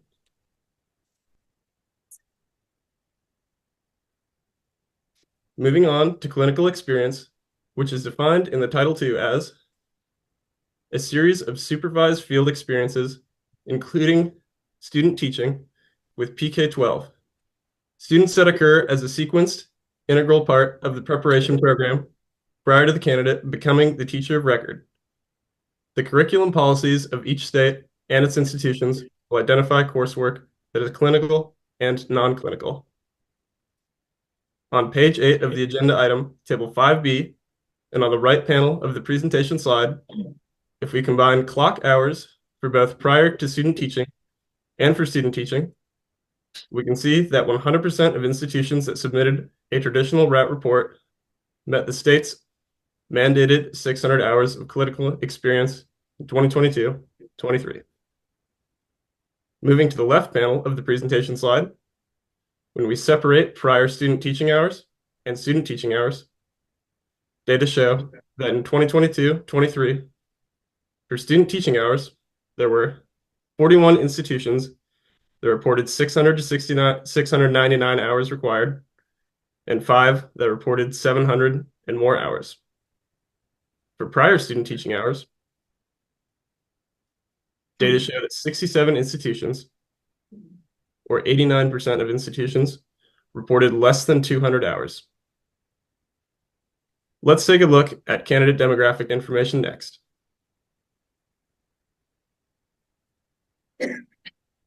Gender distribution of total enrollment is available on page 8, table 6A of the agenda item, and on the left panel of the presentation slide. Starting in 1819, Title II collects the number of total enrollment, of which a subset will be the number of program completers. When looking at gender distribution by program route in 22-23, in the traditional program, candidates reported as 72% female, 25% male, and 3% not reported or other gender. In alternative programs, we can see that there was a slightly higher percentage of males, about 29% in the IHE-based route and 31% in the LEA-based route. Table 6A and the right panel of the presentation slide display race and ethnicity distribution of total enrollment, including the subset of program completers. In 22-23, the proportion of total enrollment for Hispanic Latino of any race in all routes continues to increase. Candidates identified as Hispanic Latino of any race made up about 40% of the total enrollment, while 33% identified as white, about 8% identified as Asian, 5% as African American, less than 1% American Indian or Alaska Native, less than 1% Native Hawaiian or other Pacific Islander, 5% identified themselves as belonging to 2 or more races. About 9% did not report race and ethnicity. Also on the presentation slide, you can see the distribution of gender and race and ethnicity for program completers. The data are available starting on page 14, table 6I of the agenda item. When grouping the American Indian or Alaska Native, African American, Asian, Hispanic Latino, Native Hawaiian, or other Pacific Islander, and 2 or more races categories as non-white, data show that the total enrollment trend in all program routes continues to increase, from about 48% in 2018-19 to 58% in 22-23, a 10 percentage point difference in 5 years. Similarly, the subset of non-white program completers have increased from 45% in 18-19 to 55% in 22-23, a 10.5 percentage point difference.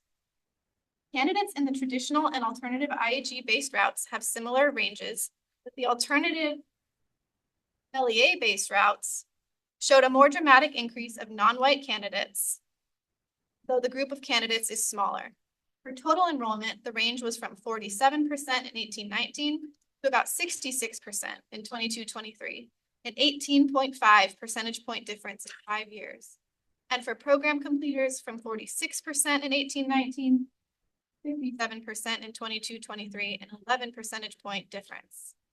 Additional trend data, such as demographics by segment, starts back on page 10, the table 6C.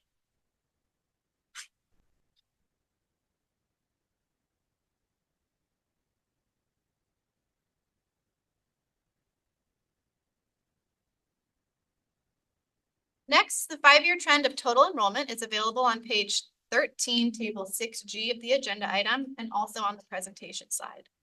Focusing between the prior 2021 year and the most recent 22-23 year, there was a slight increase of about 0.5% in total enrollment. Looking at the data by program route, there was a prior year increase in the traditional and alternative LEA-based routes and a decrease in the alternative IAG-based route. Specifically, there was about a 2% increase in the traditional route, 8% decrease in alternative IHE-based intern route, and an 18% increase in alternative LEA-based route between 21-22 and 22-23. Back to Jack for subject area data. All right. Next, let's take a look at the distribution of program completers by subject area. Starting on agenda item, page 17, table 7A, on the left panel of the presentation slide. When looking at traditional route, nearly half of the program completers were prepared in elementary education. For alternative IHE-based, more than 1/3 of program completers were prepared in elementary education, whereas alternative LEA-based, more than half of program completers were prepared in special education. On agenda item page 18, and on the right panel of the presentation slide, data show the distribution of program completers by academic major. More than three-fifths of program completers were prepared in social sciences in both the traditional and alternative routes. The next largest preparation group that makes up about 10% is the other academic major. The other includes non-teaching majors, combined majors, non-subject specific majors, and advanced degrees.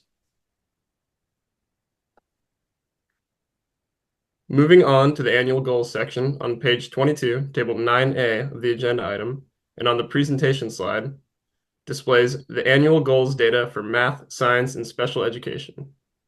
About 70% of traditional programs met their goals in math and science. In contrast, more than half of alternative programs met their goals in special education. 56% for IHE-based intern and 83% for LEA-based intern programs.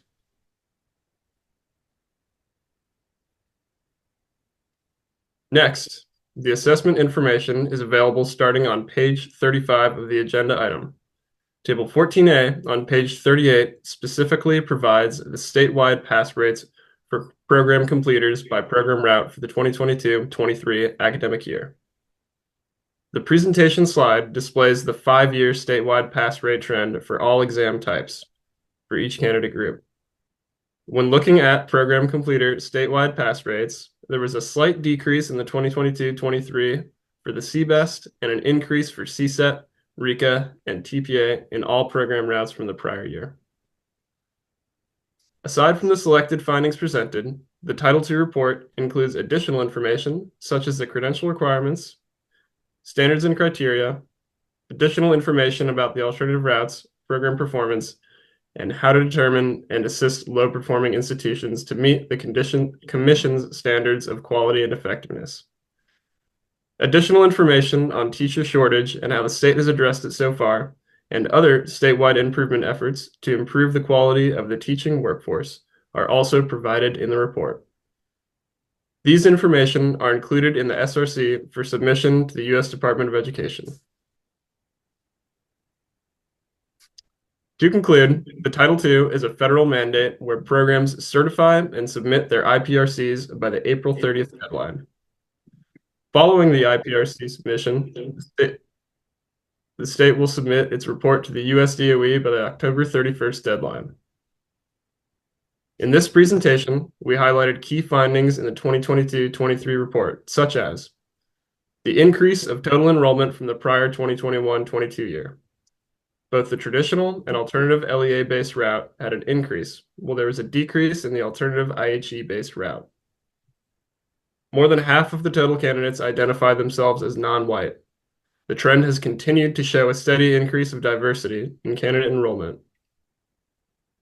Higher percentage of males enrolled in alternative programs versus the traditional program. That data have been consistent. Higher percentage of teachers prepared in elementary were enrolled in an IHE program. More than 3/5 of teachers held a social sciences academic major. And assessment pass rates varied by route and segment. All the data elements reported by the teacher preparation programs are displayed in the Commission's Title II dashboards. The 2022-23 data file is available in the appendix for quick data access and transparency. On behalf of the Commission, we want to thank all of the teacher preparation programs in submitting their information on time so the state can continue to achieve 100% response rate every year. This is an information-only item. Thank you, and we'll be happy to answer any questions you may have.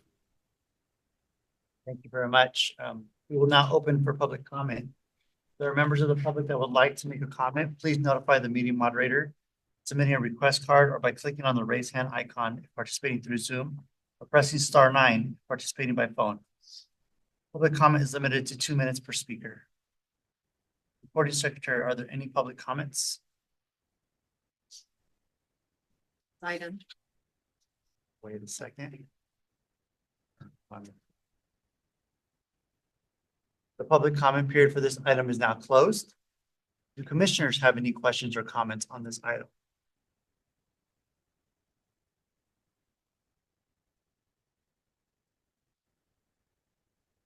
Commissioner Simmons? This is my favorite report of the year. I have and part of the reason why is just because I nerd out on it, but also because professionally I use this information. So like next month at my school board meeting, when I present on our local efforts towards DEI, I'll be able to use this data to show statewide trends. Because I don't have a CSU that's nearby, I can then now use this report to show UC and privates and how that there's a difference impact on our local job market. This is an awesome resource and we really do appreciate it. Thank you. Are there any other commissioners? I would echo my gratitude. This is one of my favorite reports as well, and I really appreciate the thoroughness with which you always put this report together. So thank you. Commissioner Hartwick. Yeah, thank you. This is, yes, I agree. Very interesting every year. I wanted to just ask about the annual goals section. Probably was in prior years, but for whatever reason, I didn't focus in on it. It's very interesting to me. I just had a process question about how those annual goals are set by the institutions. Do you have any sense of how they come up with setting what the goals themselves are? I don't know how they set the goals, but they do submit the data in the IPRC report. So it's really up to how they are looking at their programs, the number of candidates they have in there, and how many they probably increase. But it will be up to how the institutions, I think, want to report it. There's not particular criteria given It's in statute that it's in statute that they are to set quantifiable goals in shortage areas as designated by the secretary or by the state educational agency. And that is on page. Yes, thank you. I understood that. I just meant it's easy to, Yeah, in terms of how they. goals at different levels depending on. So I was just curious if there were particular, other inputs that they were supposed to be setting their goals along the lines, because of course that makes it a difference of how you evaluate whether the goals are met or not. So, Okay, thank you. That's my question. Thanks. Commissioner Padre? Thank you. So thanks so much for this report. Really helpful. I'm also juxtaposing this report with the title, with the teacher supply report that you provide every April. And I think they're both sort of important for us to see the whole picture. And so a couple of observations that I wanted to make and maybe even inquire about. So when you look at the teacher supply report, we see that there's a 10% decrease in the number of new credentials granted year over year.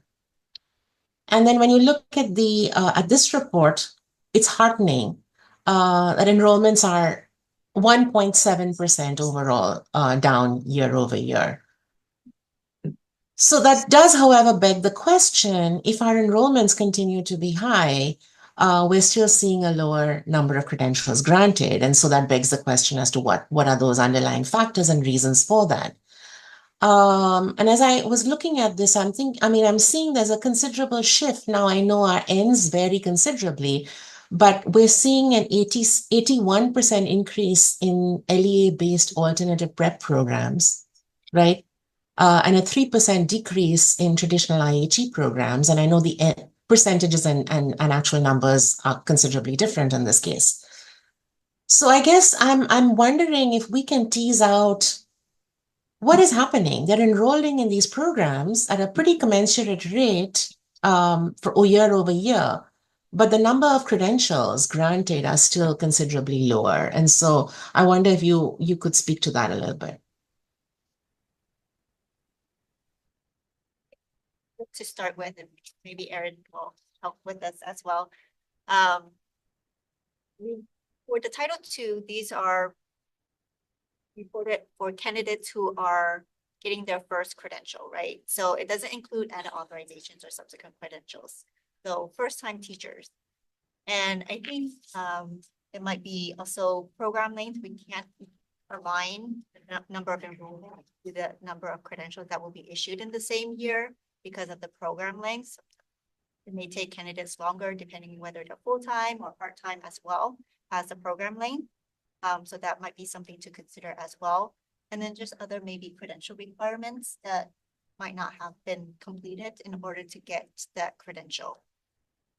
Also, I would just add, Commissioner Pabri, that it is an interesting question because program completers and credentials issued, we would love for that to be a one-to-one, but why isn't it? So it means potentially people are leaving programs and then they're not getting that final credential for whatever reason. And that's a great question, but I don't think we have that data in like a Title II report. But I think I see what you're seeing, and it would be something good to find some information on. Why are they taking a whole program? It's intensive, it's time consuming, it's costly. And then how are they not, getting that credential in the end? And there's probably a variety of reasons for that. They move, they decide teaching's not for them, even after all that time. They need to take a break because they have to care for a family member. There are so many reasons for it, but yeah, I see what you're saying. It's very interesting. And I'm curious about teasing out the trends. So if we can put these two reports closer together, we may be able to see, are there specific programs where completion rates are more challenging that we need to devote more attention to, things of that nature too. Any other commissioners? I want to say this report is really valuable and it's definitely needed for the public to be aware of what's happening, what's occurring. Thank you for your timeliness in getting this report ready. Its deadline. Seeing that this is an information item, no action is needed at this time. I just want to say thank you again to Ms. Lau, to Mr. Boss, who's online with us, Ms. Calderoni. Thank you very much for this. So we're going to move on to the next item. My fellow commissioners and everyone in the audience, just want to let you know, we're going to move on to item 4C. We are going to postpone item 4 due to time. So we will be postponing 4E, but we'll go ahead and move forward with 4C. So next we have item 4C, the options of support teachers. Candidates during the transition from the reading instruction competence assessment to the new literacy performance assessment. This item is being presented by Mike Taylor. This is an information action item. Mr. Taylor, will you please begin? Sure. Thank you. I'm really to be here. Really nice of you talking to. I am here to talk to you again about options for supporting teachers in their transition from RECA, which was continued June 30th, to the new literacy performance assessment. You'll recall in June 2023, the commission adopted a transition plan for this transition from RECA to the literacy performance assessment. And it's being implemented in the new commission's new model of the literacy performance assessment is being field tested this year. There's two groups of candidates. I won't say candidates. I'm going to say examinees. That's more important. Some of these people are educators and some of these. So we're going to call them examinees. There's two groups of examinees that are particularly affected by this right now. Those are teachers who earned preliminary multiple subject or education specialist credential during the pandemic who were given a RECA deferral code. So they were issued a preliminary credential without having passed RECA. And they're teaching perhaps on that preliminary credential, but they have passed RECA before it's going away. The second group is candidates who are currently enrolled in teacher preparation programs. So they're in a program that isn't participating in the literacy assessment field test, and they have to pass RECA, but they've only got this year because RECA is going away on June 30th. So they won't have had as much time to RECA as previous cohorts of candidates. So this item is really about us wanting to do everything we can to try to help these two groups of examinees push through this hurdle before we move away. There are some current options for these two groups. In August at the meeting, the commission took action to adopt the Foundations of Reading Assessment, Foundations of Reading Examination, beginning July 21st, 2025. So after RECA disappeared on June 30th, starting July 1st, these groups will have the option of taking the Foundations of Reading exam and meeting the requirement that way. There are some other adoptions we want to talk about that the commission might consider for these examinees as well. The current RECA, the current version that we're using now, RECA Written, was developed in 2009. In fact, I like to tell the story that my first day on the job, actually was standard setting for RECA. And that's a pretty good story because that was the last time we did a standard setting for RECA. I've worked here a long time now. At that time, there wasn't any standard error of measurement set on the RECA cut score. And subsequently, we took RECA and we turned it into a 3 subtest version of the assessment. But even in that, the minimum passing scores that were established by the commission were determined mathematically based on the previous passing standard for the 2009 version of RECA. And since then, there have been 2 significant updates to California's reading standards for public school students. And so we're in a situation now where we've got the potential for divergence between what's being taught in reading methods courses and what the RECA measures. And over time, that divergence only greater. So it might be time for the commission to consider looking at that minimum passing standard again. One way the commission might look at that minimum passing standard and consider doing something about it is, or vetting its appropriateness, would be to consider the idea of applying a standard error of measurement adjustment to the existing passing standard. And this is something we've talked about here at the commission a lot because, every time we have a new assessment, we need to set a minimum passing standard. We always talk about standard error of measure because we understand that measurement error is real. And the commission does often adjust the minimum passing standards on exams by the negative value of a standard error of measurement for an examination. And -1 SEM value most commonly adopted by the standard. Doing something like that, adopting SEM adjustment for the current minimum passing standard would really give examinees sort of the benefit of the doubt when it comes to measurement.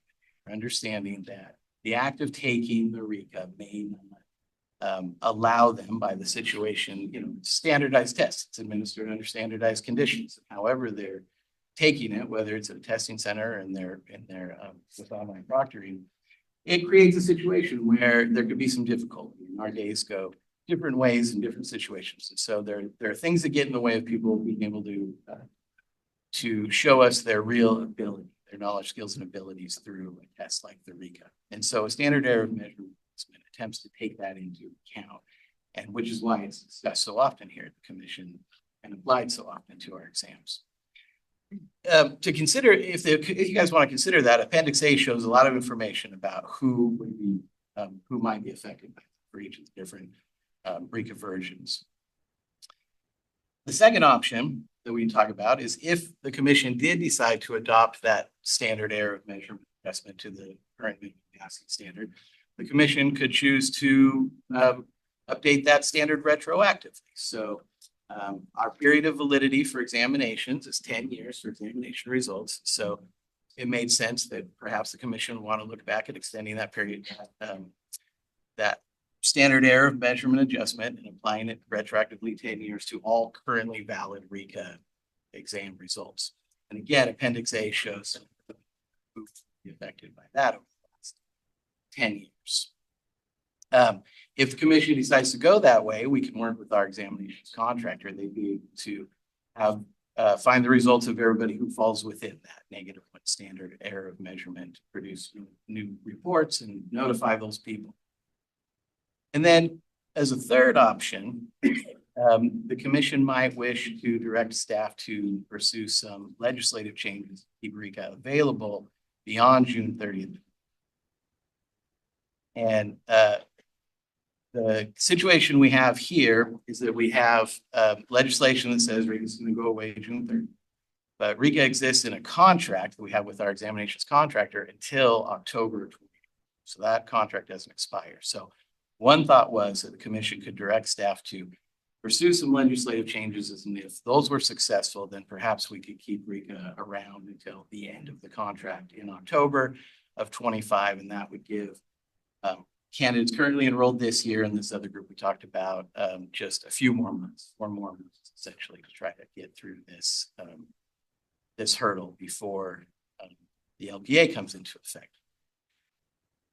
Staff recommends that the commission discuss the options presented here, and I'll recap those again. Option 1 is to apply a -1 SEM adjustment to the current minimum passing standard for RECA written and RECA video to create new minimum passing standards. Option 2 would be to, if the commission decided to adopt a new minimum passing standard, to apply that retroactively to all valid RECA scores, which is worth those scores.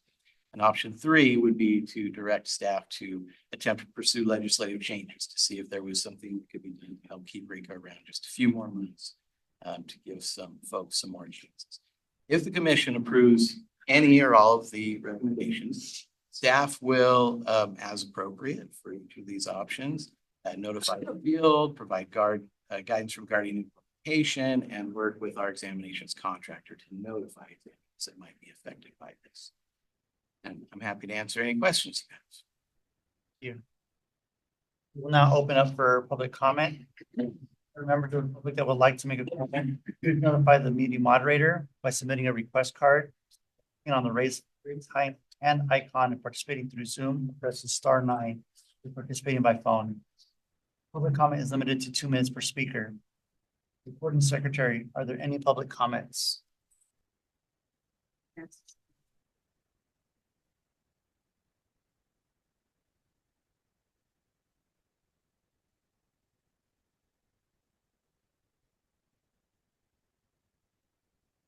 Alison O'Thora, please unmute your mic and share your comment.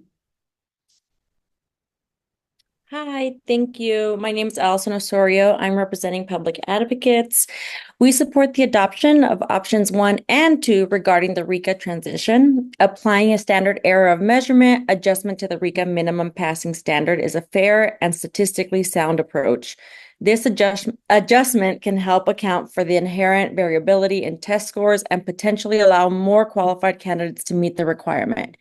In addition to option 1, option 2 would allow us to apply this SEM adjustment retroactively for 10 years, which will help address our current teacher shortage. This would allow qualified educators who may have narrowly missed the passing score to enter or return to the profession. As mentioned in our California Educator Diversity Roadmap, which consists of community-informed policy strategies, candidates entering the profession face considerable barriers. These exams are costly and difficult to navigate, as is the process for earning a teaching credential. These options support a smooth transition to the new literacy performance assessment. Thanks for your attention and your time.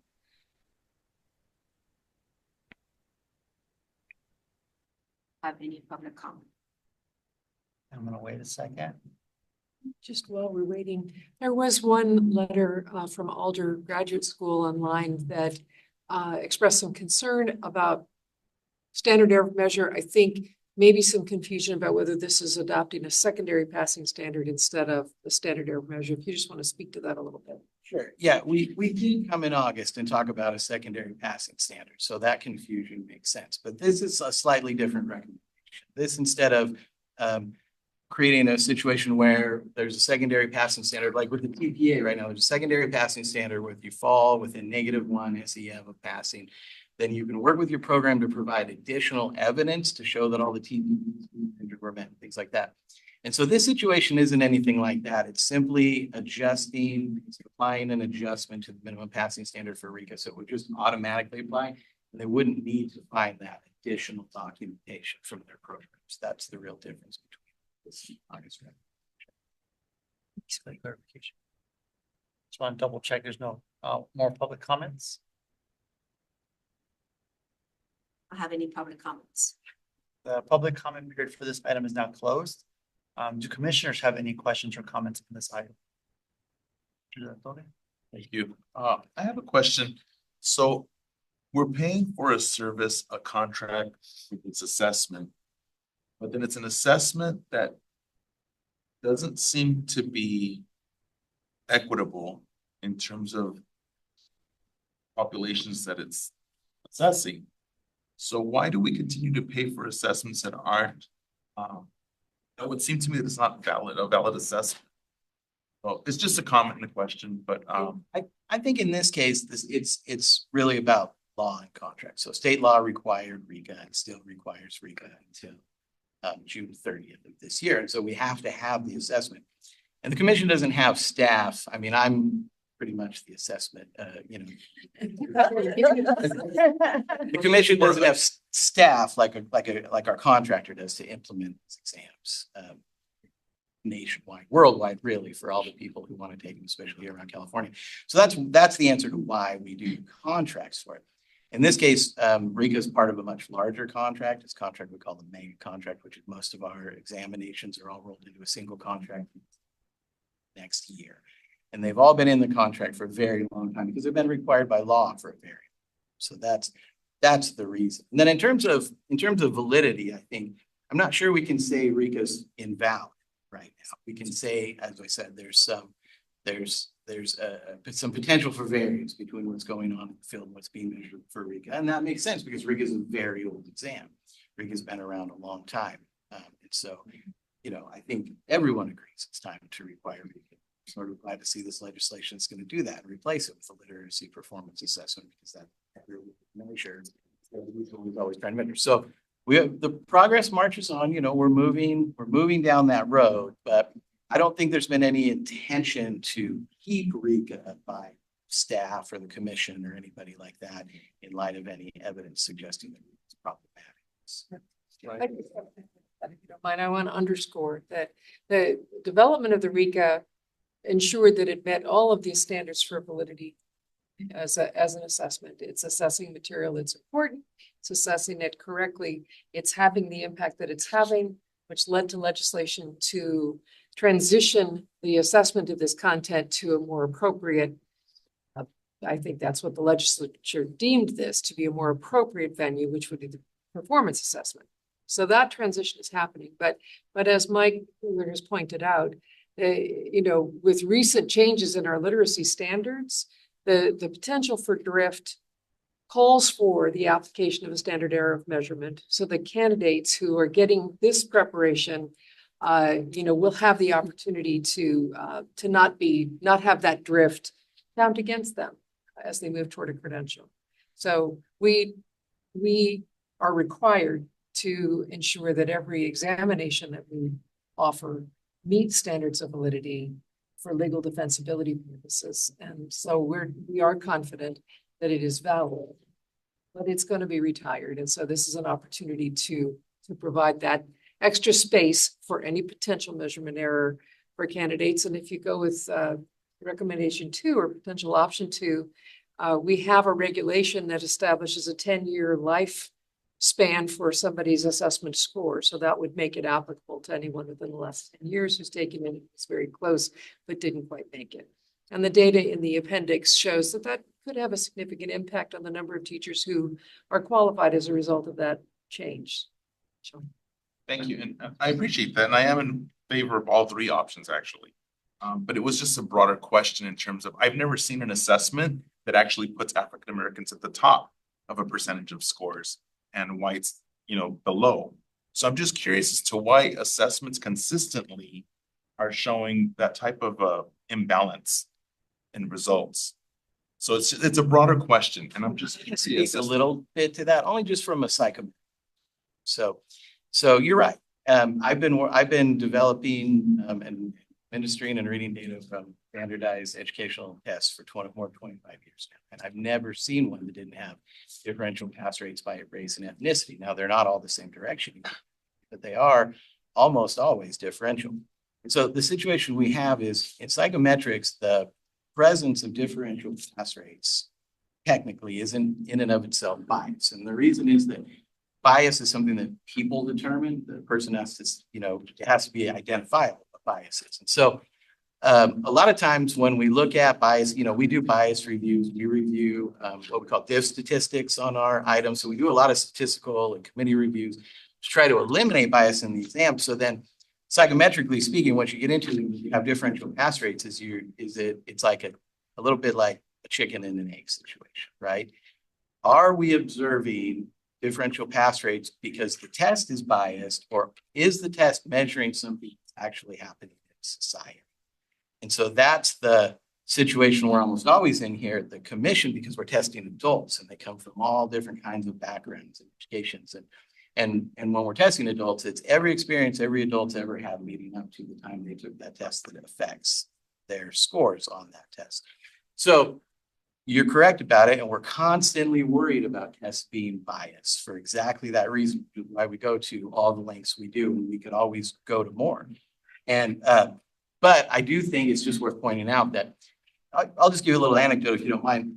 We used to do a lot of bias reviews. In fact, Commissioner Klatt may remember years ago, she and I worked on the Casey together. And part of the Casey process was doing regular reviews of items that were flagged for bias based on statistics that were run after the test was administered. What they did is they looked for groups of students with like abilities who were of different races and ethnicities, compared the group scores to each other. And they would find bias in them, they flag it. And then we get a committee together to look at them to see what's going on with these.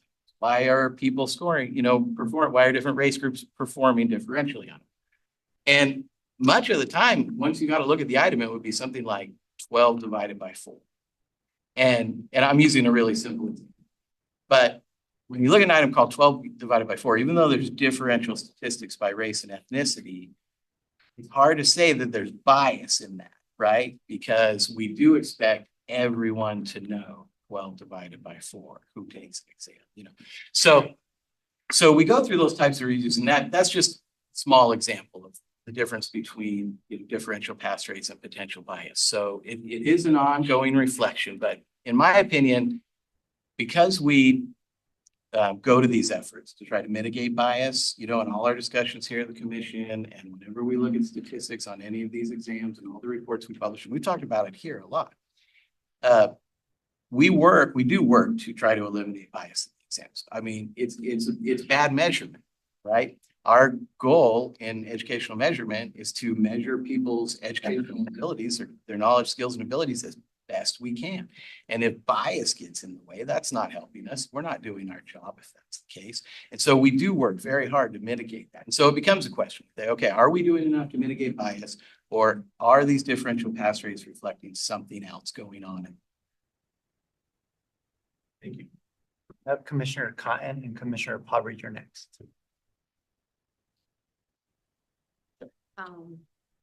Question. I know that in our office meeting we talked about, so I was most concerned in that meeting about what happens to those folks who, and you may have touched on it side, what happens to those folks who, after, if we approve the -1 standard error, there's still going to be a handful of folks who are not passing RECA. True. And my question then was, what happens to those folks? And we started talking about foundation of reading, foundation of literacy assessment. Yes. Yeah, the commission did adopt the Foundations of Reading exam starting July 1st. So that doesn't begin for California examining until July 1st. But after July 1st, they'll be able to take that as an alternative to RECA for people who RECA. As well as the literacy performance. And the literacy, So- yeah, let's not forget the star. So literacy performance. Right, LPA, absolutely. But if you've already completed your program, yeah, if you've done all the things that you need to do, it's going to be a good challenge to do the LPA without enrolling into a program. So we talked about that as an option. So I just wanted to make sure that that was still part of this conversation, since it wasn't included in kind of option 1, 2, 3. Yeah, that's currently in But place. that's something that's in place as an option as well. For those who don't. That's helpful. That I just want to clarify. Thank you. Commissioner, Chair Narsha, did you have something? Commissioner Poverty and then Commissioner Simmons. Thank you. So I think Appendix A is pretty compelling. And I do think we need to act on providing that one standard error of measurement adjustment. And I think what Appendix A doesn't speak to is some of the candidates on that list that have actually taken the RECA 4, 5, 6 times. So we don't see that. So clearly there is a need to fix this before July 2025 when the LPA kicks in. My question, Mike, is what does this mean for our credential programs? Can you speak to what would they need to do? What's the workload this would generate? How would candidates who now have demonstrated passage of the RECA when they took it 10 years ago, can you speak to the logistics of this and what comes next? I may not be the best person in the room to speak to how it will affect programs, but I can say that it'll affect every program. Each program is going to be in its own situation with what kind of record retention it has, right? Like, do they have records back that far for these people? Situations like that. So, but I'm going to let Aaron Sullivan speak. Yeah, Aaron Sullivan is going to humbly ask you to repeat your question because Aaron Sullivan was multitasking. Sure, Aaron Sullivan. So my question is, what implementation, let's assume we pass 1 and 2 or all 3 options today. What would that mean for our EPPs? What workload will this generate for them? How will a candidate come forward to get their credential processed? Because now let's assume the RECA was the only thing that they've been waiting on. Yeah, if RECA was the only thing an individual was waiting on, once they pass it, they will need to go back to their EPP to get recommended. Just currently, that's the system that we have in place. In terms of workload, if we're talking about EPPs needing to, supply additional information about candidate competency, that's not a question that I can answer for the EPPs, certainly. But workload would be, yeah, folks coming back and saying, okay, here are my scores now, please recommend me. So related to that, Erin, I'm wondering, so I appreciate the question by Commissioner Popper and what were the implications for the ed prep programs. What can be done centrally by the commission if in fact we approve these options? Is there a communication out to those pools? Oh, out to the pool of individuals that need RECA? We can email those individuals. I look over here because, you know, it's a balance for us. We have certainly people's email, but we have to be judicious about how we use it. So I'm seeing some nodding from the other Aaron in the room that But also, if there's a communication that can come from the commission out to the EPPs, then the EPPs can. Yes, and also from Pearson, we have the possibility of having Pearson, the examination, you know, provider, also help us contact these individuals to let them know, because there is still a cutoff here. And so we want to get as many of these, that's the whole point of all of this, is get these people across the finish line. Programs would have that data, those scores provided to them by Pearson, so that through their system. Commissioner Simmons? I would like to make a motion. Can I make one motion or do I have to make? Do you want me to go ahead and move forward it so you can note all the motions? Yes, that would be Would fine. that be helpful? That would be helpful. Or if you want to go ahead and make. I move that we go forward with options 1 and 2, but not 3.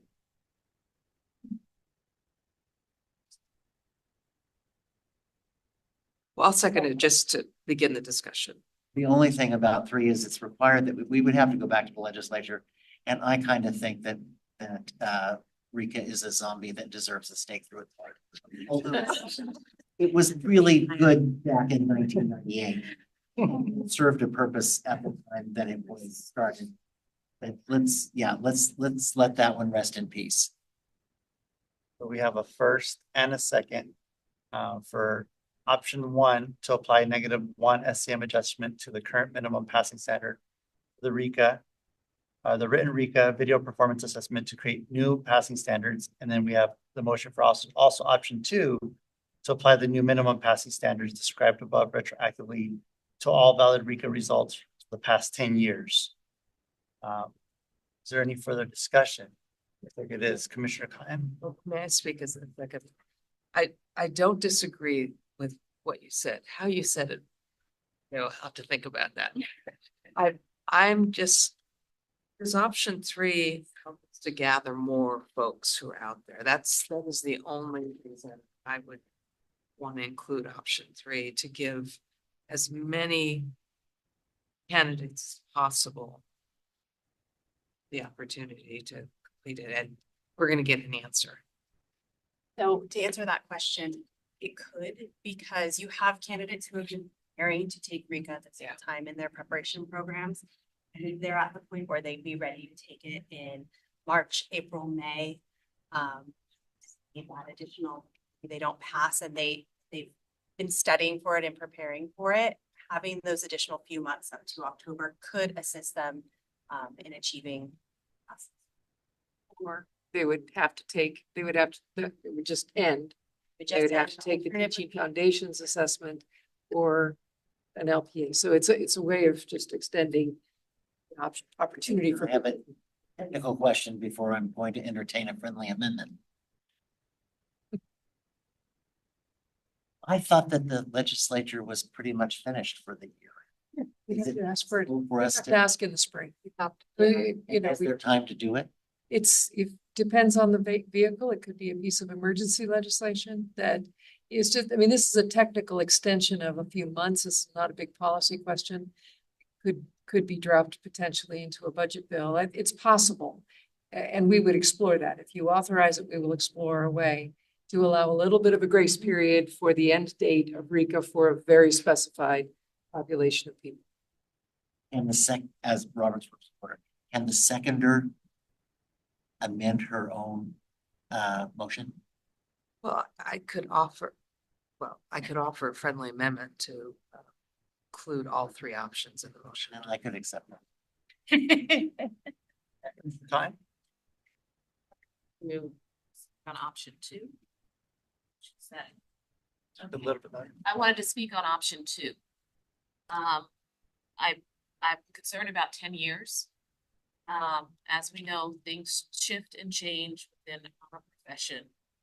I know that now there is a very focused push around science of reading, around foundational skills that are picking up also, have been picked up in 488.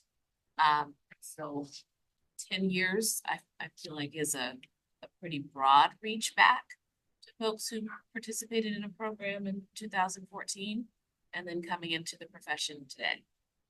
I could see 3 years, I could see maybe post-pandemic or right before the pandemic, but I wouldn't go too much further back as things have shifted and changed over time. Our teachers currently in the field have access to professional development to keep their skill set current. I don't know if someone who has gone through a credential program in 2014 has stayed current on what's happening in the field today around literacy instruction. So I would be cautious about a 10-year spread, and maybe a 3-year, 4-year, or 5-year spread may be more realistic. So the one thing I would say about that, and I appreciate your concern there, is that we have a regulation that allows the holder of a score, allows that score to be applied for a credential for 10 years. So that exists in our regulations. And I don't know whether you could limit this one, given the regs. I turned it to the technical down there. I don't know either. I think though, from the perspective of overseeing the division that would take that phone call from that one educator whose passing score was achieved 2 days prior to the cutoff that is selected would be very challenging, I think. So I think aligning it with the 10-year validity of their score, they have the right in law if they had passed RICA 10 years ago and never completed their teacher preparation and wanted to go back today, they have the right to use that score because they passed it. So I believe that that's, where the desire to align it with that 10-year validity comes from. I would also just add that yes, while we know more about how to better prepare educators to teach reading, the new standards around literacy and how to prepare those educators, those just took effect on July 1 of 2024 this year. So the candidates that we're talking about going back 10 years, they received the kind of preparation that RICA would be appropriately measuring, if that makes sense. It is possible. Yeah. Right? Yes. There are shifts have been shifts over time, the last 10 years within preparation programs. Some doing something different, some maybe not doing something different. But I recognizing that it's coming to fruition right now. Understanding that, but also we want to make sure that we're aligning this most spirit for our classroom. Commissioner Brown, you wanted to?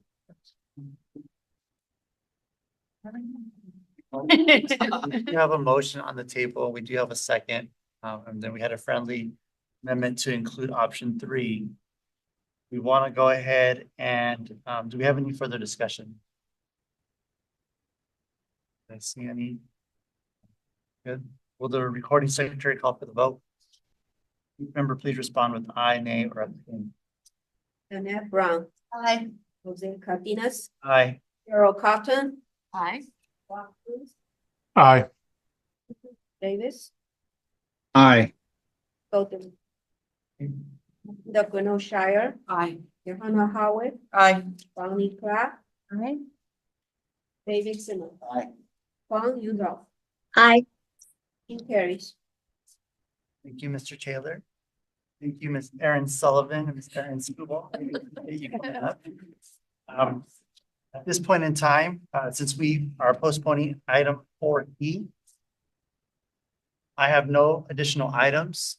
I will adjourn the Educator Preparation Committee. I'd like to reconvene the general session and move to agenda item 1H, report closed session. Right. During closed session, staff briefed the commission on the cases of litigation and the matters of Elizabeth McBam versus the Commission on Teacher Credentialing, John Doe J.H., an individual versus Doe 1, a public entity, and Doe 6.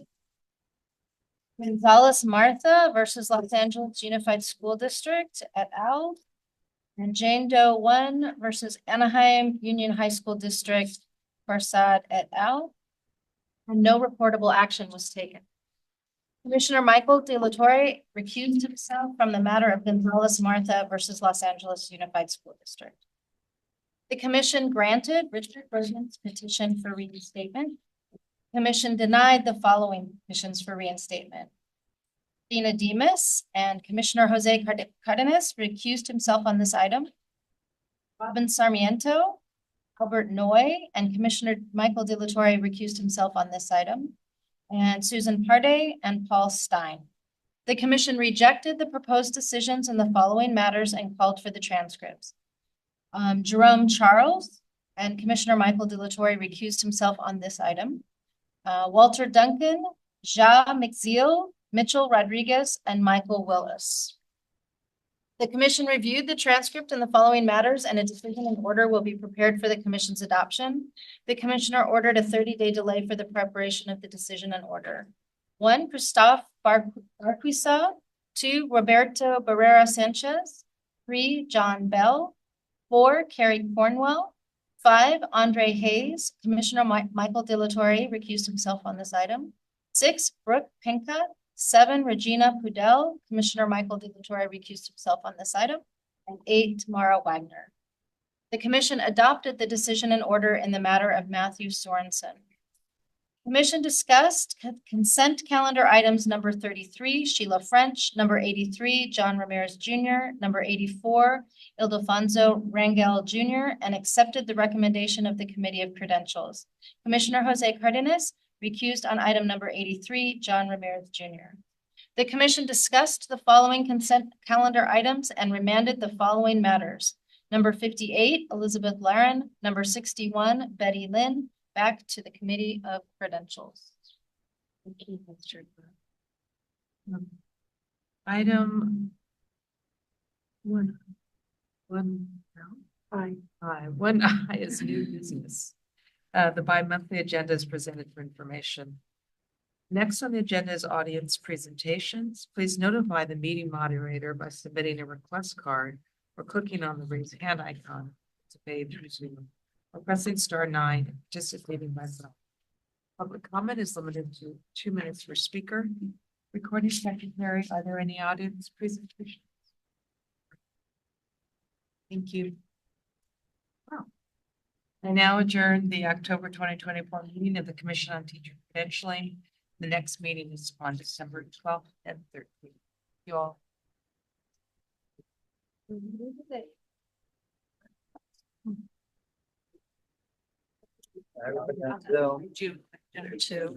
the meeting they're having. Soon do you want to race?